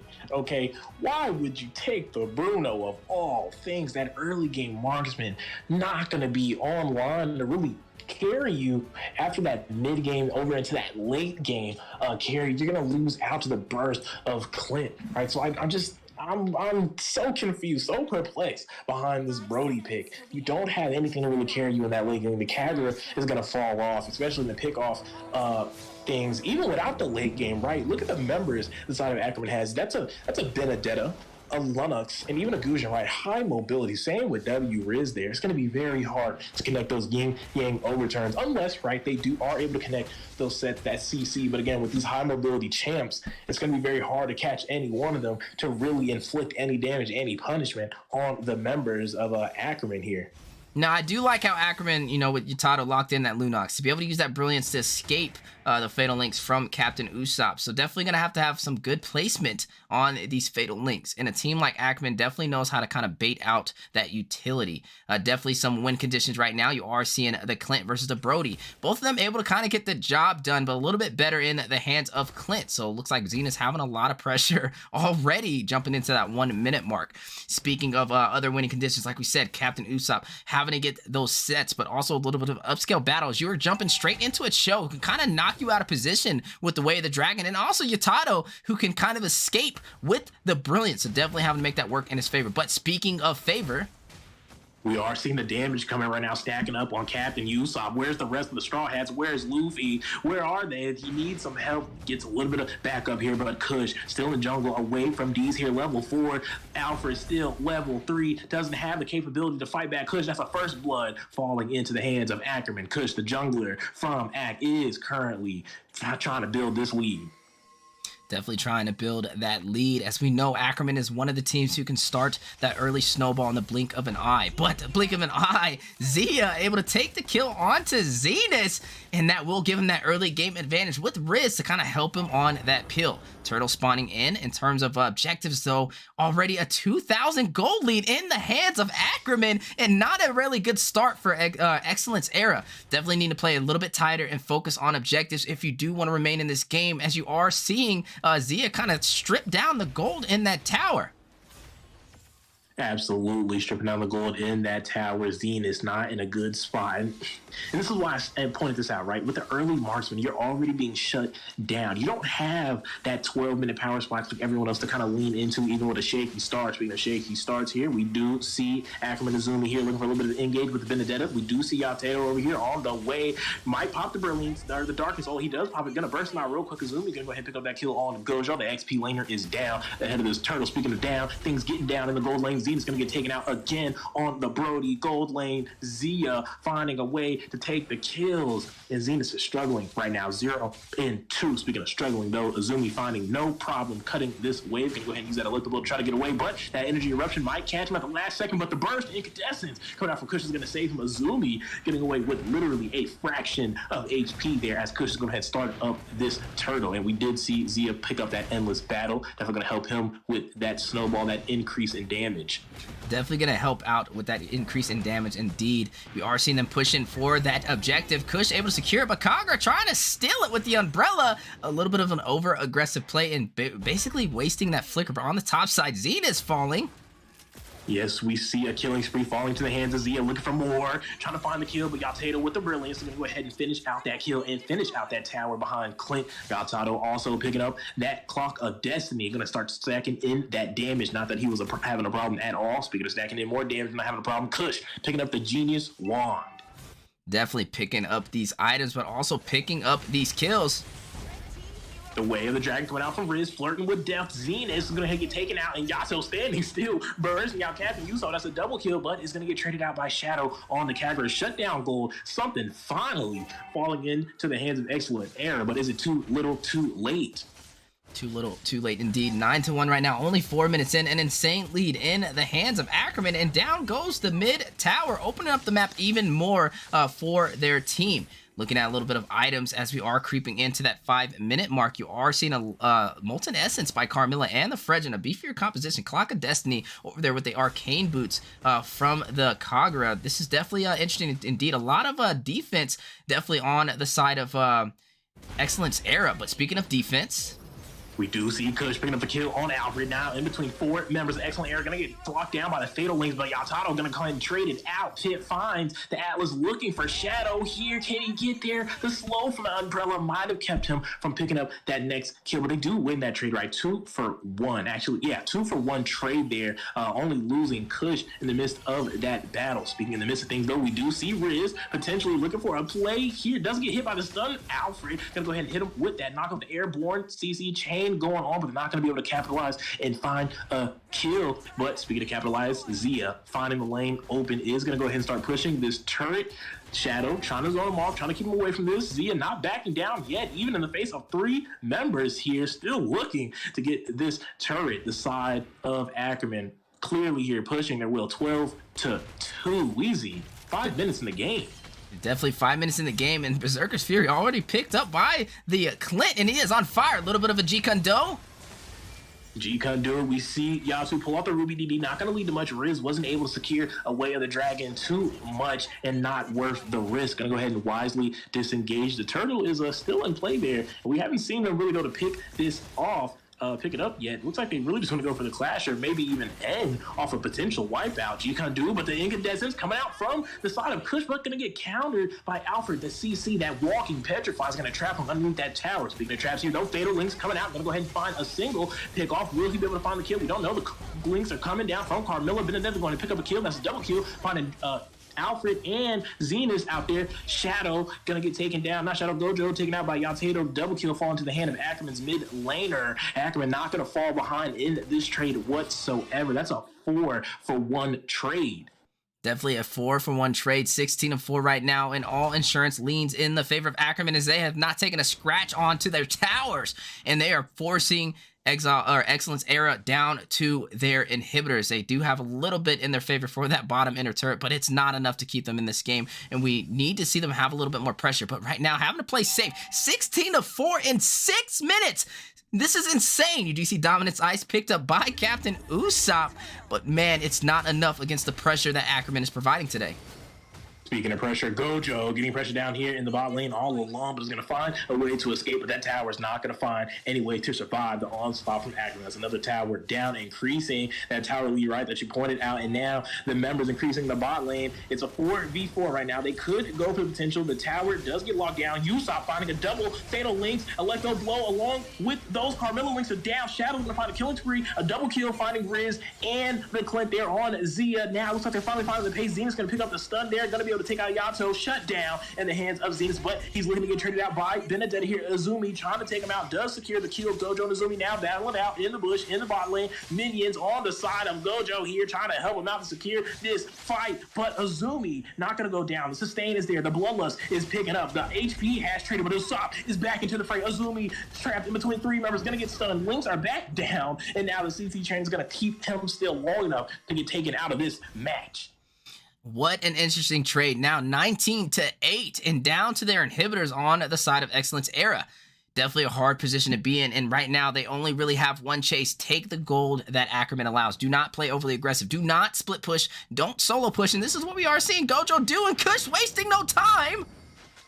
Definitely wasting no time. Gonna find him in the bush. Incandescence is gonna connect, and that man's gonna go down. Ground and pound by the G-Kun coming out from Cho. Yatedo gonna go ahead and finish it off. Every member getting a piece of that beating right there. Everyone getting their licks in. Those must be birthday licks for the side of Excellent Era. Speaking of birthdays, looking really good for the side of Kush, picking up all the presents under the tree. He has the Genius Wand, the Glowing Wand, the Divine Glaive for the late Magic Pin, and right now he's going to be a monster to kind of rush into, and he can definitely burst down even the beefiest of heroes. Looking at the side of Excellence Era, still kind of trying to catch up. They are down by about 6,000, 7,000 gold.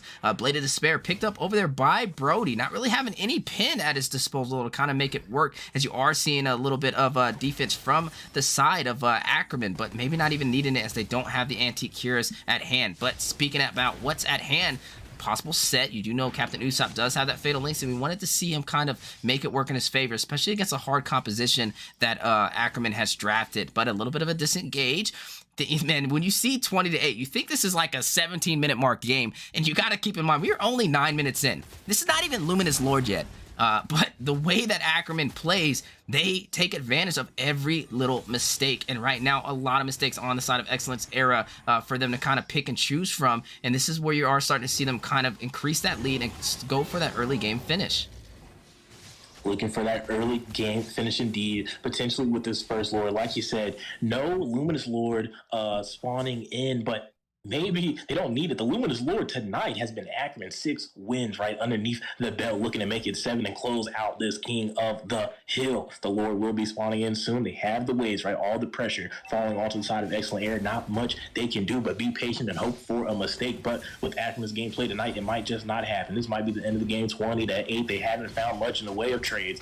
Riz testing over on the side of the wall, not going to be able to find a little bit of bait, not going to be able to get that contest with the Riz trying to flirt with death right now in face of 5 members. Not going to commit though, but Usopp looking for something. Going to get immobilized though. The conceal is going to go to waste. Oh, you can tell he's nervous, getting stuck on that wall, scared of a follow-up coming up from Ackerman there. They're going to look to defend. Ackerman shifting their attention to this top inhibitor. Riz doing a good job of zoning off the members of Excellent Era. Not an excellent defense at all. There is still a Lord coming out in the bot lane. They already lost the top inhibitor. Mid inhibitor might fall. Next, Gojo. Usopp going to have to make a play here. The combos are going to have to land if they hope to defend this game. The conceal is coming out though. The side of Ackerman is hungry right now. Riz with a flicker. G come do the petrify and let the blow. That's a massive wipeout right there. 4 members falling for the side of Excellent Era. Ackerman in their prime. That is a wipeout now. Double kill falling in the hands of Zio. We've seen the combos that just came from the wrong side for Excellent Era. And right now, an excellent ending to King of the Hill. Ackerman 7 wins tonight. Whoo! What a game, ladies and gentlemen! What a game!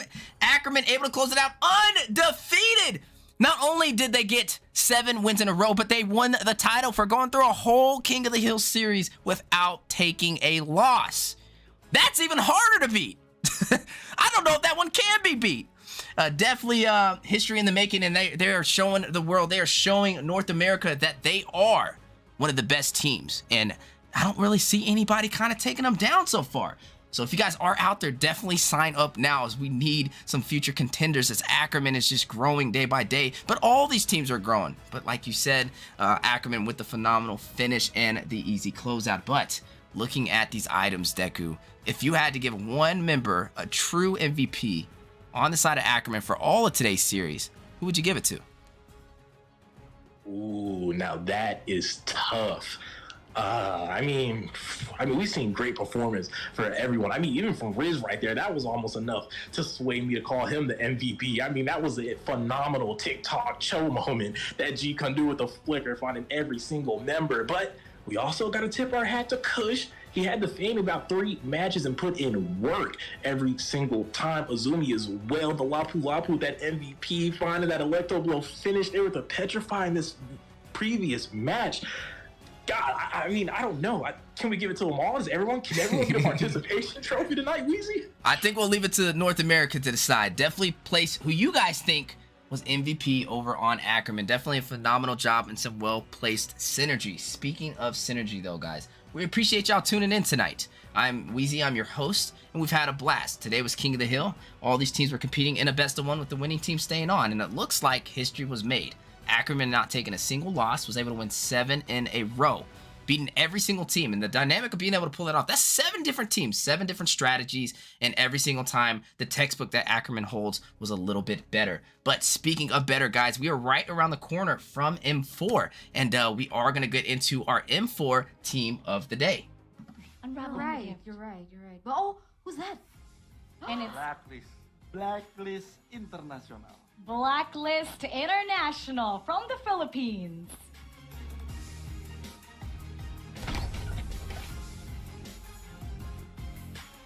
Will they go for the back-to-back win for the first time in history? The reigning, defending world champions of Mobile Legends, Blacklist International. Oh, don't forget to shout out what's her name too. Blacklist International, M4 team of the day, a team we got our eyes on here. A little bit of keys to victory for them to find their way to the grand finals yet again for M4. Avoid overextending. We know they are fond of that Ubi strat. As long as they keep trusting another and keep close to each other and move as a unit, no team will be able to match the power of Ubi with all these members backed up by Bonchan with the sensational drafts. Along with that, protecting Haji and Oheb, 2 KDA assassins there. If you really want to give it up, if you want to split it, Haji and Oheb driving force of the damage between Blacklist. Speaking of the damage, they got to contest the map control and minimize damage. We have seen Blacklist, right? When they fall behind, when they're able to go ahead and still contest and fight back on that wave management, they've been in some unpredictable situations to still find a way to find the win based off them contesting the map control. Speaking of map, beware of wraparounds. We've seen some flank plays happen, right, to discombobulate that formation we talked about from the Ube, trying to sandwich in the side of Blacklist and get them distracted. If they can avoid those plays, those concealed type of plays, the flicker ends from behind, they will have a great moment. They love the front-to-back team fights, and that is going to be our keys to victory for the side of Blacklist. And if they can get that all nailed down, top 2 is where we have them placed in M4. And speaking of top, Benedetta, one of the top picks, rising, and that XP in that jungle, getting it done on both ends. Our hero of the day, and going to be your new hero in MLBB on the land of Dawn. We're going to give it to you both ways. That jungle build coming in with that tough boots, ice retreat, cursed helmet, guardian helmet, dominance ice, blade armor, and antique cuirass, a typical standard tank build for most of them, right? Along with that jungle emblem there, go ahead and screenshot that, get that information locked in. And then for the XP, we got the warrior boots. You can still do the tough boots good for that magic resistance, that CC reduction. Warrior boots if you need a little bit more of that armor. Speaking of, we're going to move over to Bloodlust, axe that sustain, dominance ice for some more durability, anti-heal, malefic roar to counter some of that durability coming in from those opponents, Athena's and immortality to increase that sustainability in those team fights, along with that fighter emblem right there for you. Go ahead and screenshot that as well. And those spells, petrify, and of course retribution to complete your Benedetta how-to guide. That's right, ladies and gentlemen, take them screenshots. And also, shout out to Ackerman for breaking records in the Land of the Dawn for North America. Undefeated. They are currently the Kings of the Hills with 7 wins under their belt without taking a single loss. Definitely earned it tonight, and shout out to every single team that competed. The whole purpose for the Mobile Legends Scrim Academy is for you guys out there to join and practice and get ready for North American leagues. Shout out to Coach Deku for being the play-by-play analyst today. We also had Eunice stopping in as the early analyst as well, and doing some additional casting. Shout out to Rim for sneaking up, one of the amazing moderators on the Mobile Legends Scrim Academy, and an up-and-coming MLSA team manager. So if you guys are looking for your teams to be managed, if you need a coach like Coach Deku, if you guys want to cast, you know, if you want to hop on the MLSA, definitely reach out to us or register your teams. We also offer services for those who are solo players. If you're looking for a team and you're trying to join the professional scene, sign up now through the Mobile Legends Scrim Academy. You can find a team on there. We'll slot you in some of these matches, and you'll start your journey in the professional form for the Land of the Dawn. As always, guys, I'm your host. I appreciate y'all being here. And today was King of the Hill. The rules were simple. It was winning team staying on, first come, first serve, best of one. And we do this every Monday and every Wednesday, 8 p.m. Eastern time. Tomorrow's going to be fun too, as we will be jumping into scheduled scrims. We will have 6 teams competing in 3 series that are a best of 3. It's going to start at 8 p.m. Eastern time as well, and I hope to see you guys there. As always, thank you so much for spending your time with us today, and I hope to see you guys again in the Land of the Dawn. See you next time. Peace. Good to go.